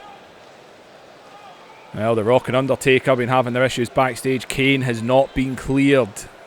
But Vince has apparently put something in place. Apparently this was in place already. As well, coming out together. These two, who I was not planning on putting in this match, they were not going to be in this match. But they are now. Benoit and Guerrero have most definitely earned their way in. Their performance in that match at Anarchy Rules. Eddie Guerrero beat Batista one-on-one. Chris Benoit, he got a victory over, I think it was Raven. And then even that, this past week on Raw, tag team match against The Rock and Kurt Angle. Benoit and Guerrero, man, they are ready for this. And they could be the deciding factor.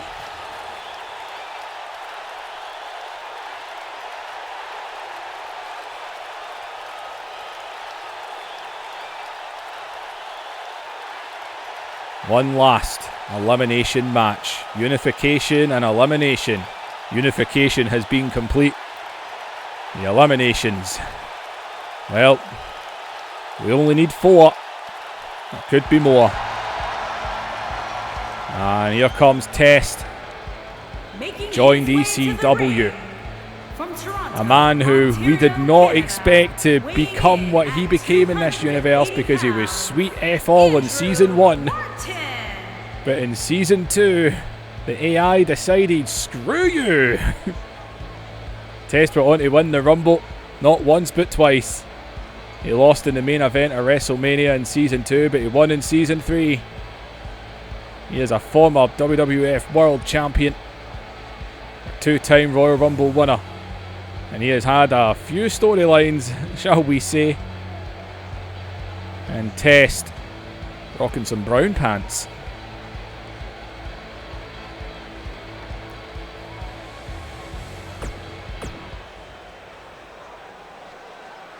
Well, Eddie and Benoit bring speed, submissions, technical ability. Test, of course, a strong guy, fast as well, has many a manoeuvre. He's got about 5 finishers. But then you've got your captain, a brawler, good friends with Paul Heyman. He opted to go with Heyman. Stone Cold Steve Austin. to lead the team, and Stone Cold Steve Austin, he's a leader all right. Someone the rest can look up to. This team is on the same page. They are ready to go. Austin even decided he was the one that wanted these guys in. Even Test. Test is impressed over the last 2 seasons.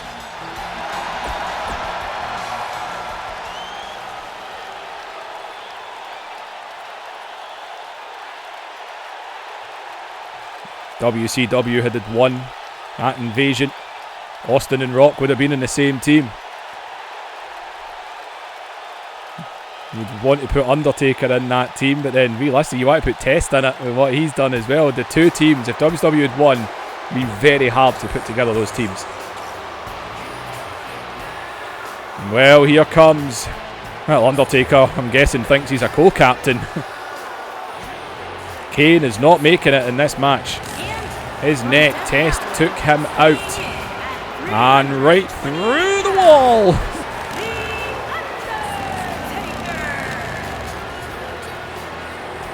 Well, the Undertaker.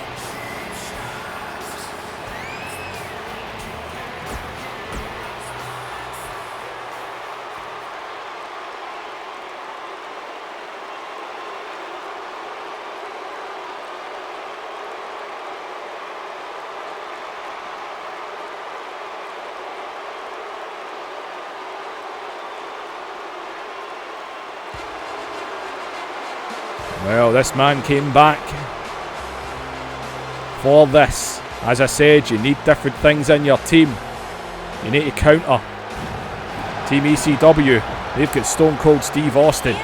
That's been matched by The Undertaker. They've got Chris Benoit. You bring in Kurt Angle. Technical, submissive ability.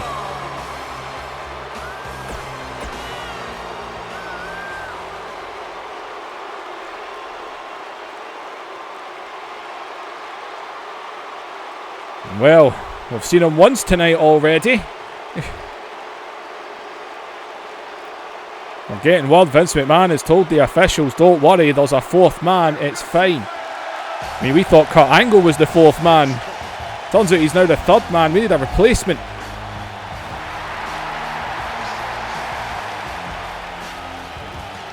I mean, who have they got? They said they had a backup, Shawn Michaels. I mean, he's still available. It counted out earlier, he never really competed. You could bring him in.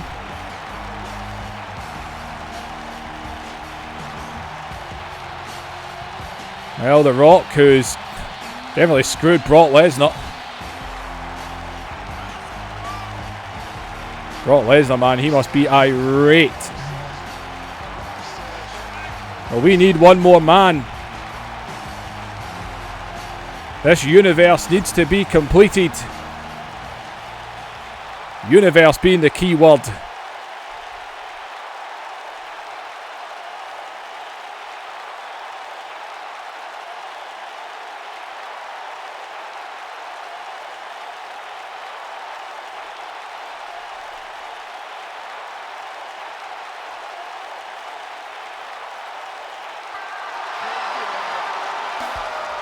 And he's back!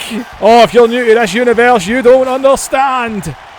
But the universe cannot be completed without Mr. Universe, the Godfather. This universe, the entire thing, season 1 started with a matchup that was meant to be a jobber match. Kurt Angle v the Godfather. The Godfather won. Went on to steal the show at the Royal Rumble. Went on to hold everything. Multiple time tag team champion in this universe. European champion. Intercontinental champion. He might have held a hardcore title. I can't remember. But then he went on. He won the King of the Ring tournament. And it might have taken him a little bit longer. And it might have taken a hit in the head when the Godfather disappeared and Shango showed up. But Shango went on to become World Wrestling Federation champion. But the Godfather is back and Test is not happy. We have not seen, well, the last time we saw him, it was Shango. And Test booted his skull into the ring post. But the Godfather is here. Vince said he had a plan. And that plan has arrived. The Godfather Mr. Universe. You think Test stood out of a crowd? And we're going to hear it. Let's hear it. It's time once again for everybody to come aboard the... Man, I know that I ain't the only one. Is there any pimps up in this house? To all y'all that know that the Godfather be pimping hoes, man, I want to hear you from the top of this building to the front row and everybody in between. Light it up for the Godfather and say...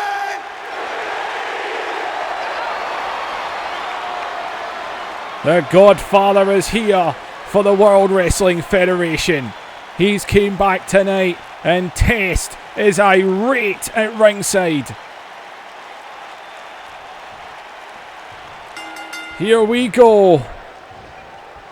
And well, Eddie Guerrero going to start things off with The Undertaker. Team WWF has got former world champions all over it.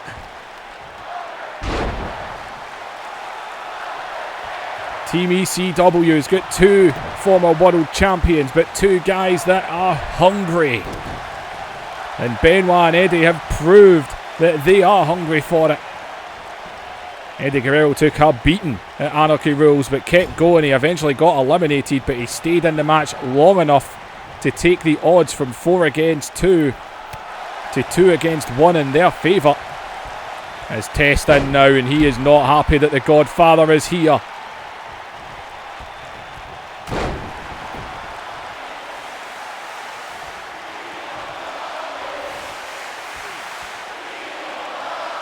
And well, listening to that, the chant for The Rock is half the volume of the Triple H one. Well, Test and Undertaker, plenty of history there as well. They had their meeting in the past. Undertaker wanted Test to prove himself. So did Austin.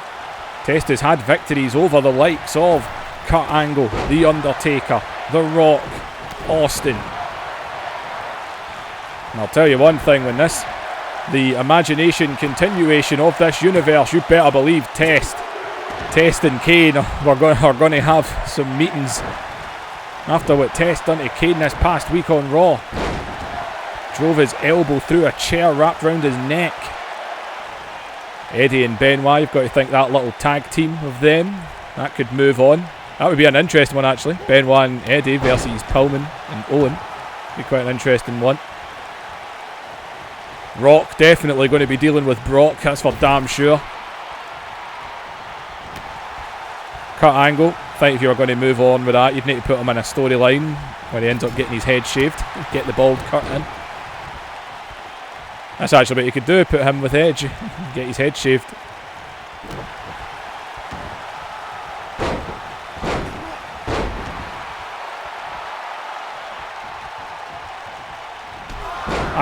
And Test with a running boot just put The Undertaker down.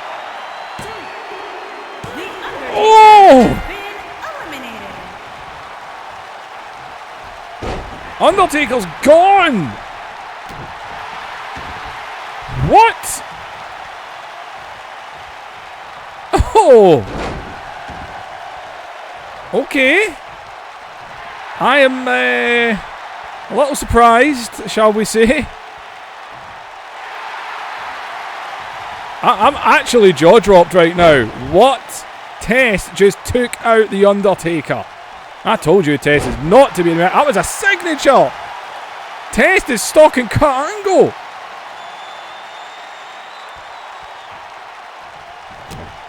And he's looking for the test drive. Into the cover. I was going to say, if he put him out there, I'd be like,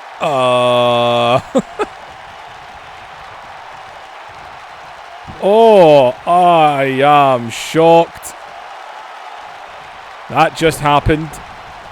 The Undertaker's been eliminated. Wow. You think of these matches we've done in previous few episodes, Anarchy Rules and that. How long has it taken for the first elimination to happen? About anything from 15 to 20 minutes. Undertaker's gone. And The Rock doesn't care. Rock and Undertaker were having issues. Rock shouting up at The Undertaker, "Oh, get the hell out of here." Oh, well, cheap shot on him there. And well, man. And Kurt Angle took the shot on Eddie there. Well, Kurt Angle and the Godfather history there.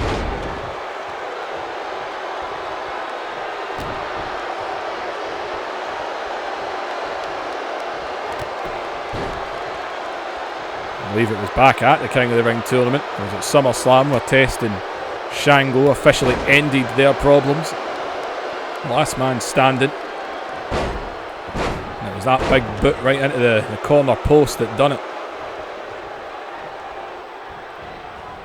Test right now. Well, Test, man, taking out the Undertaker. I'm actually shocked at that.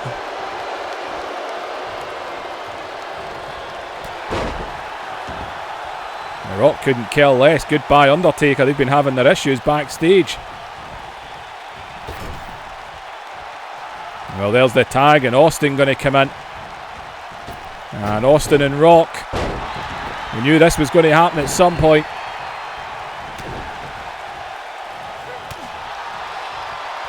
Oh, went for a kick. But The Rock takes him down.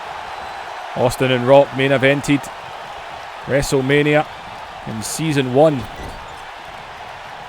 Rock made Austin tap out in that main event to a sharpshooter. And in comes Godfather. He's back. He's had a few months off. He's still got it.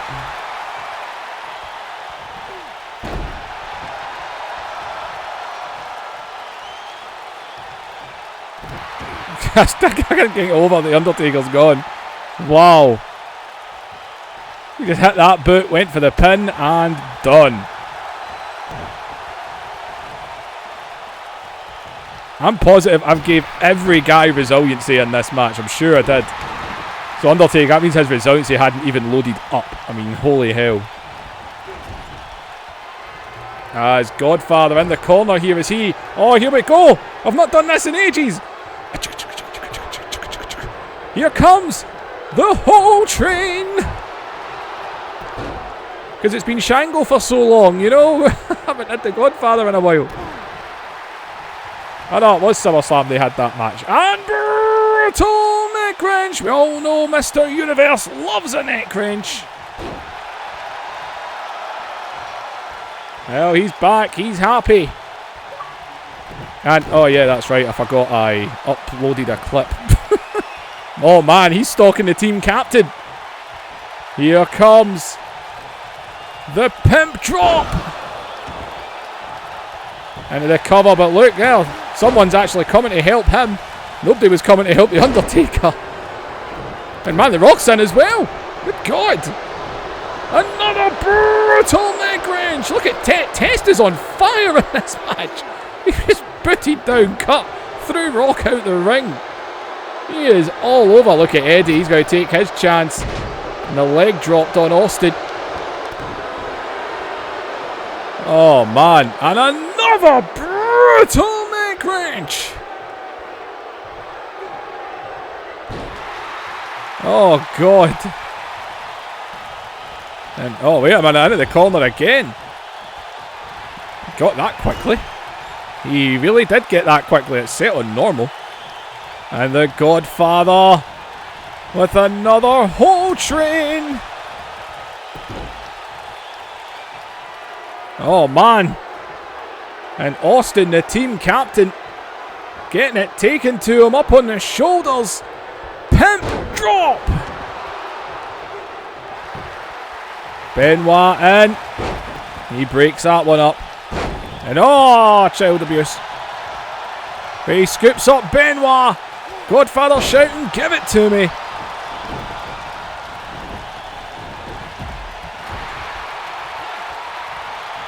And oh well, testing Godfather, here we go.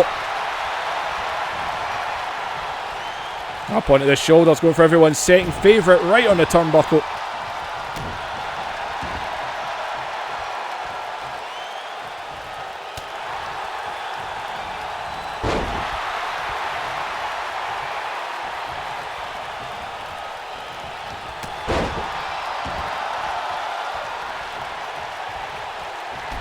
And oh, down goes Godfather. Man, Test is supreme right now. And oh, Godfather though, not getting caught in the test drive. Holding him in the corner. Well, it's 4 against 3. Oh, Test hit that away.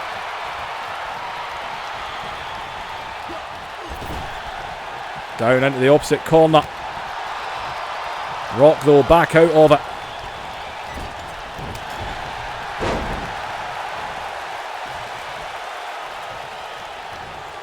And oh, the Rock, he's made him tap out before. We know they've been having their issues, but he's right at the ropes. Yep.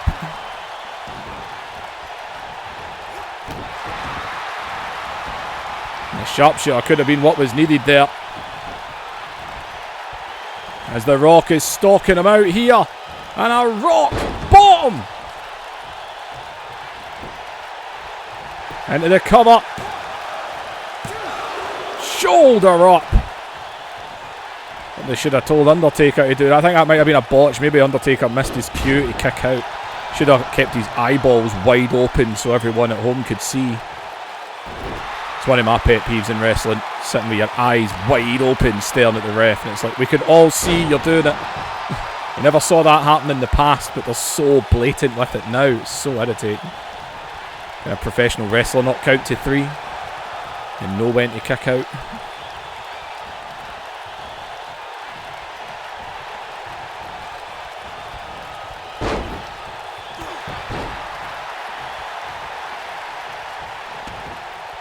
Well, there's a tag. Eddie coming in now.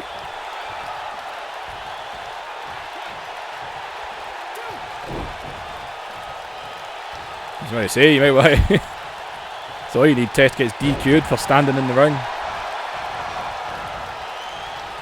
Eddie though getting straight onto the Rock. Not hesitating. Eddie and Benoit are out to prove themselves here.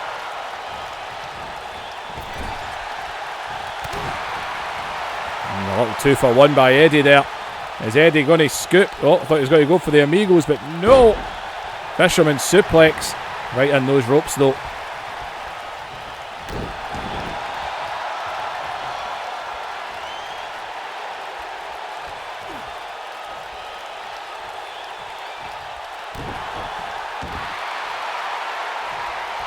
And into the camel clutch again though, leg under the rope, referee having to tell him.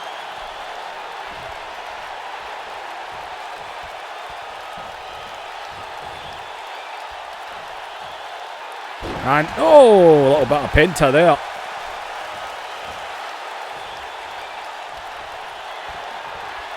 And Eddie, man, all over the raw. Oh, wait for the suplex, over neck breaker.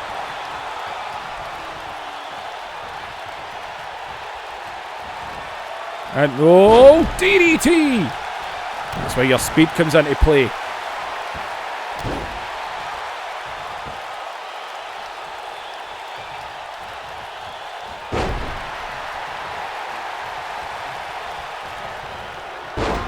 And oh, but the Rock takes him down.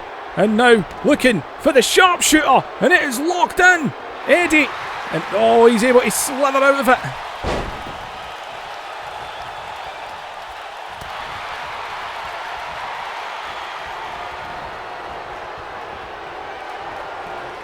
And up, over, down. Eddie. And oh, God, man, Eddie. Took him, man, right off the apron, landed on Rock. Another 2-for-1. A Russian leg sweep on the floor.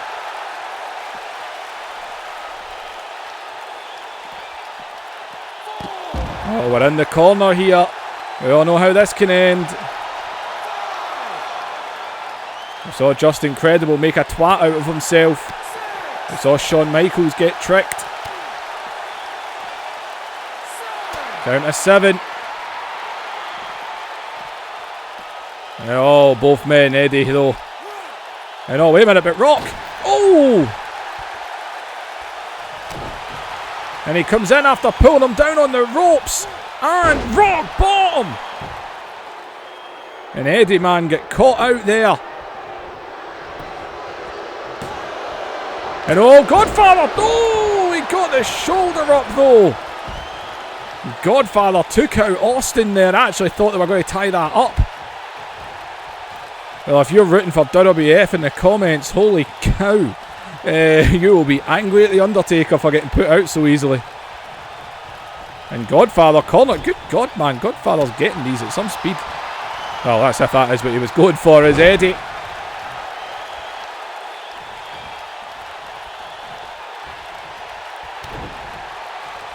No, wait, Eddie scoops him up. Brain buster. And Eddie going up. Oh, watch out though. Cut angle. Oh! Well, that's for knocking him off the apron.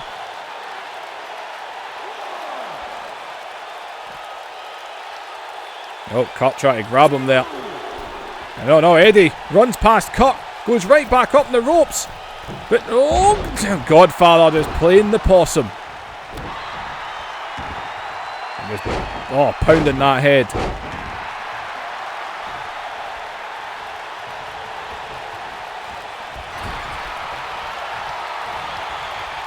And oh, action adjustment.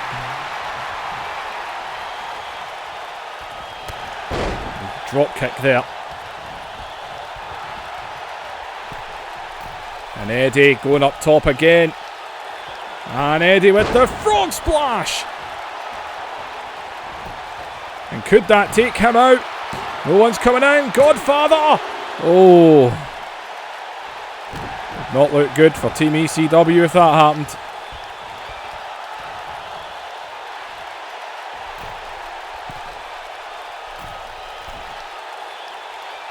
Eddie's up there again. And another frog splash. And they're blocking it. Godfather's gone. Oh.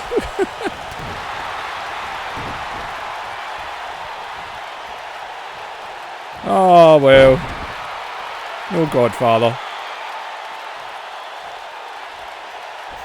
A part of me would love it if Godfather went on to win it, I won't lie. A part of me doesn't want Team WWF to win now, there's no Godfather. It's not as fun.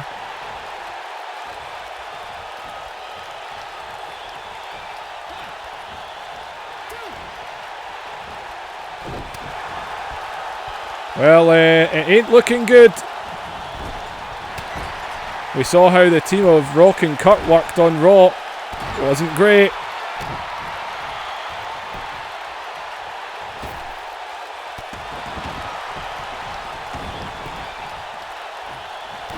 Oh, Kurt, man, you need to get your submissions in, boy. I think ECW. I'm looking at that team, and I just... Kurt Angle is Team WWF's best hope right now. Best hope. And a brutal neck wrench.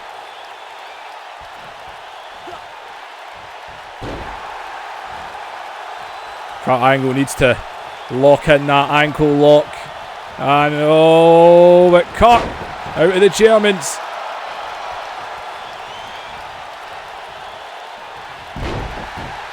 We saw Benoit and Eddie do it. They went to 4-2. Next thing you knew, Eddie and Benoit were 2 against 1, and Kurt Angle, well, he's stalking. Great Angle slam here. And there it is. And the Rock, man, you need to be prime. Although Benoit's barely been in this. No one's coming in. Can they get one down? Nope.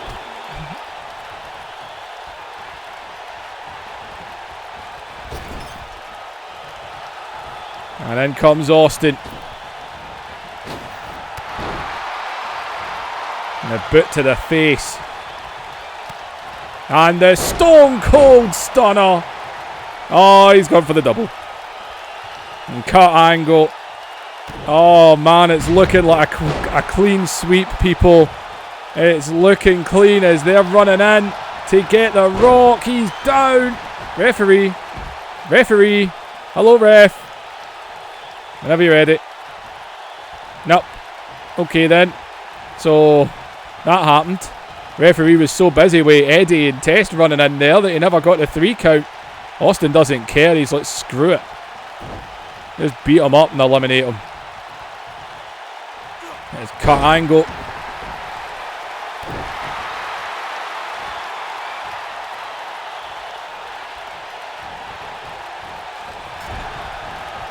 And Kurt, big shot in the corner.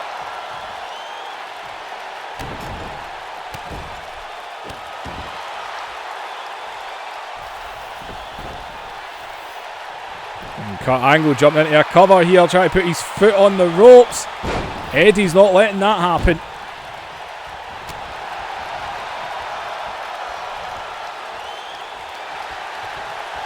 Oh man. The ankle lock's the best way. It's the only way. I think Kurt needs to lock it in. Rock as well, man. He's got that sharpshooter. They both use submissions. They just need to use them. That's the problem. The Rock's is a signature. He'll either use the spine buster or the sharpshooter. Kurt Angle's the finisher. He'll either do the angle slam or the ankle lock. And oh, caught with a back elbow there. And oh man, he's busted. And Benoit grabs a hold of him. And the Germans, if he locks in the crossface. I mean, he tapped out Kane at Anarchy Rules. We saw Eddie tap out Diamond Dallas Page, WWF champion. And oh god. And the Rock. Oh, right out of it. Talk about a must-do there, but look at Benoit. Right onto him. Pump handle here. Oh, right into the knee. Nah, I'm on ECW here, people. Not going to lie. Godfather's big return. Nah, nothing. Nope, the shaky stomp didn't work. Here comes Austin. Rocking Austin. And, oh, he just booted him. And a drop kick by Austin.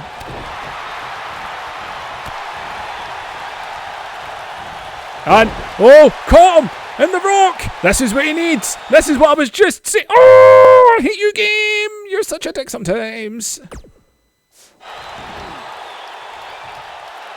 And the sharpshooter's locked in, but Austin is getting out of it.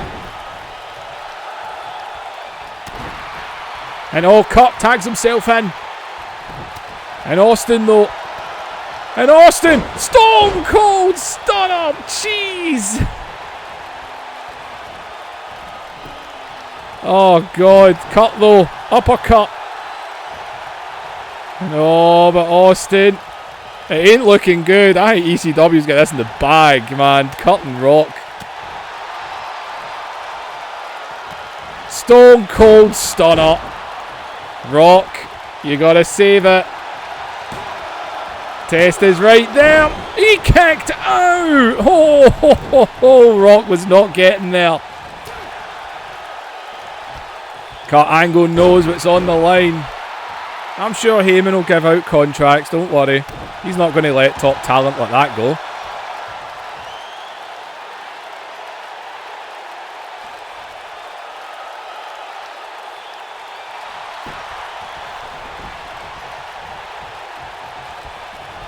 Oh man, cannot believe how quickly Undertaker went. I can't believe. Godfather's gone. Ah. The excitement of having Godfather back wasted. And look at Eddie, man. Right in. STF. That's it. Show John Cena how you actually do that move. And he eliminated him. There's one left. And it's The Rock. No one to save him if he gets put down. Oh, it's, yeah, of all things to happen in the main event, I didn't think clean sweep. I really didn't.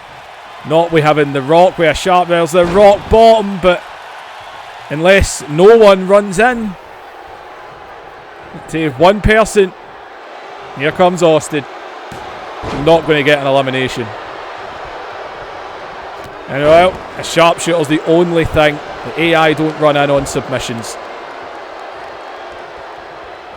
He would need to get a sharpshooter in. Then he'd need to work through his momentum again to get another sharpshooter, another signature. And Eddie tags in Benoit. I did not think clean sweep. In my head, I wanted the match to be more crazy. But I ain't doing it again. Hell no. It was about 4.5 hours this is taking to make. Fair enough, I took a 10-minute break in between it, but I'll go to the toilet and get a drink. But hell no. So work the leg. Work the leg, work the body. Sharpshooter's the only thing that can save you, Rock. You're the team captain. Count out. Try and drop him. Get a count out.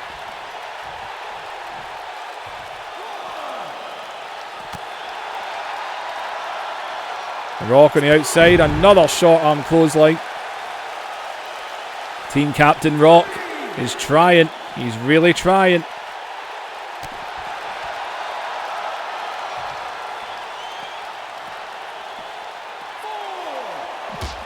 Off the apron.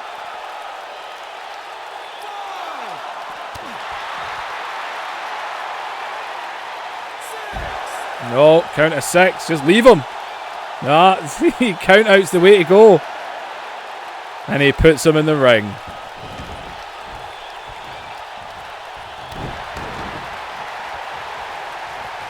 And Rock. And the spine buster.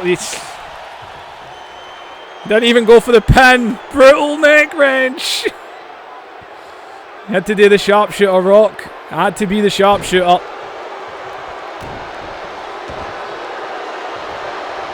You're beating him down. I'd have went for the count out. He could have went for the count out on Benoit and then locked a sharpshooter on the very next guy.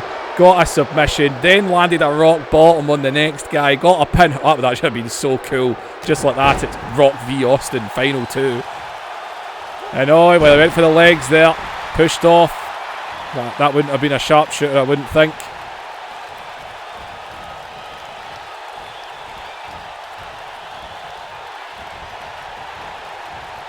He's into the corner. Oh, the Rock's a mess. Look at him. Little bitch slap to Eddie there.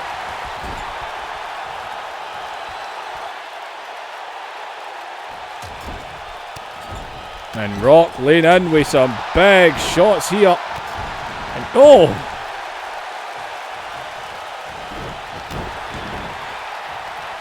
And the Rock.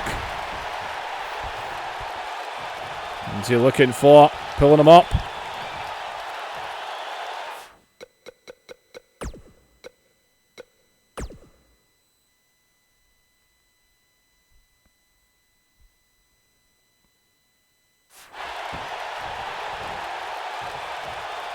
Onto the shoulders, Samoan drop. But Benoit. Into the corner. The Rock.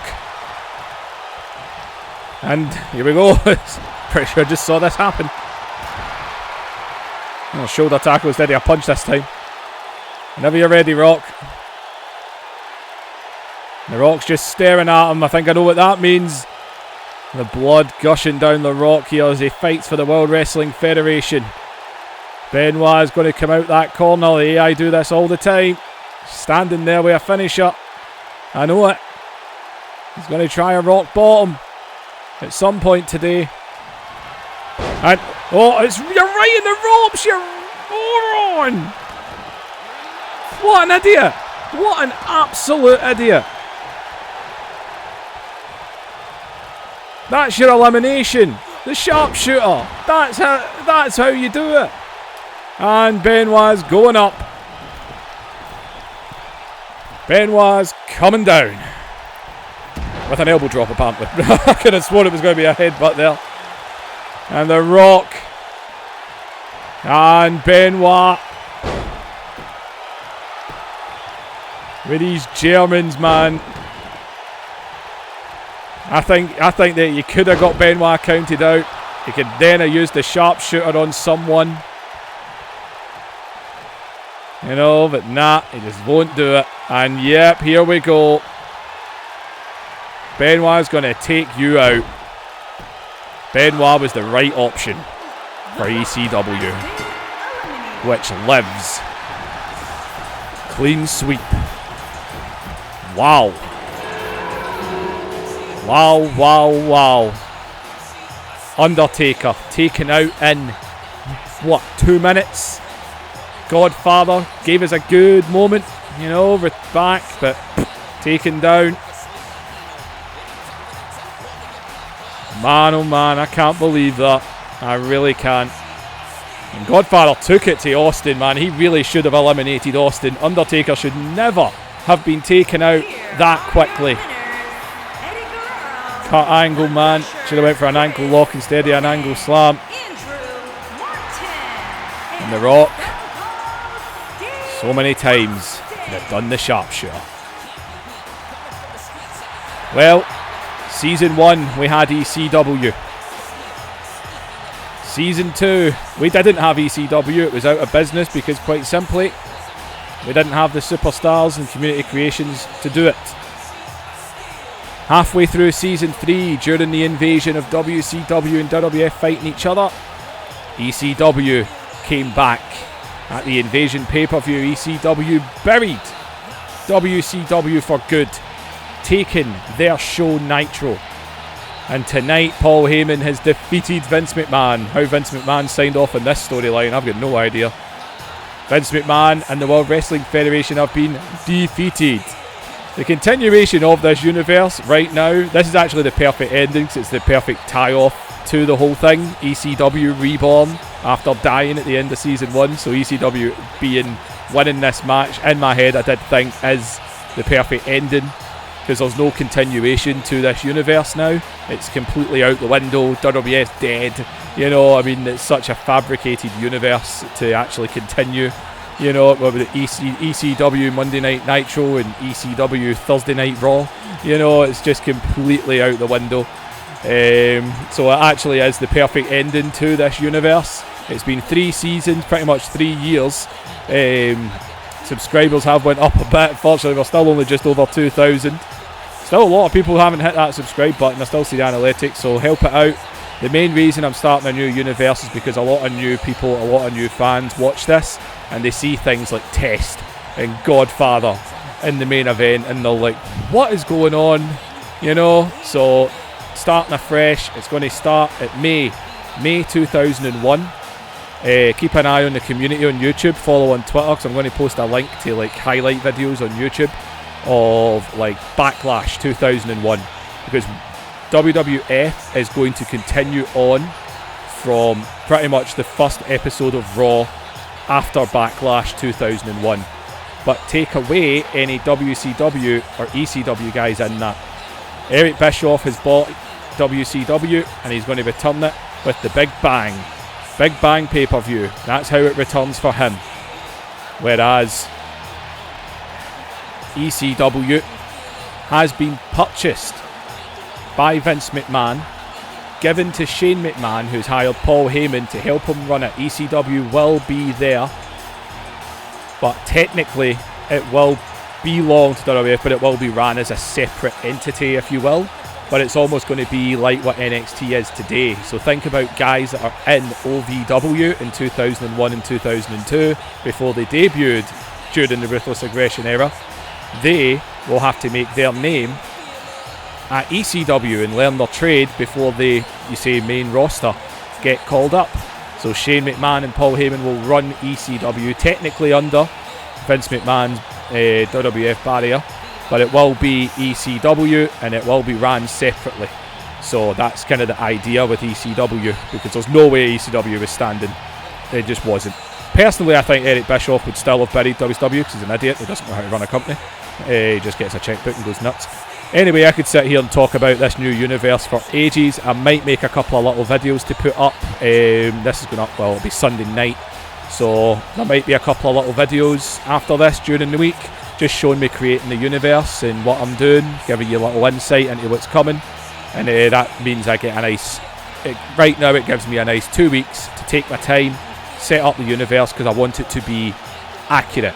Attires, hair, moves, things like Matt Hardy doing a side effect didn't exist.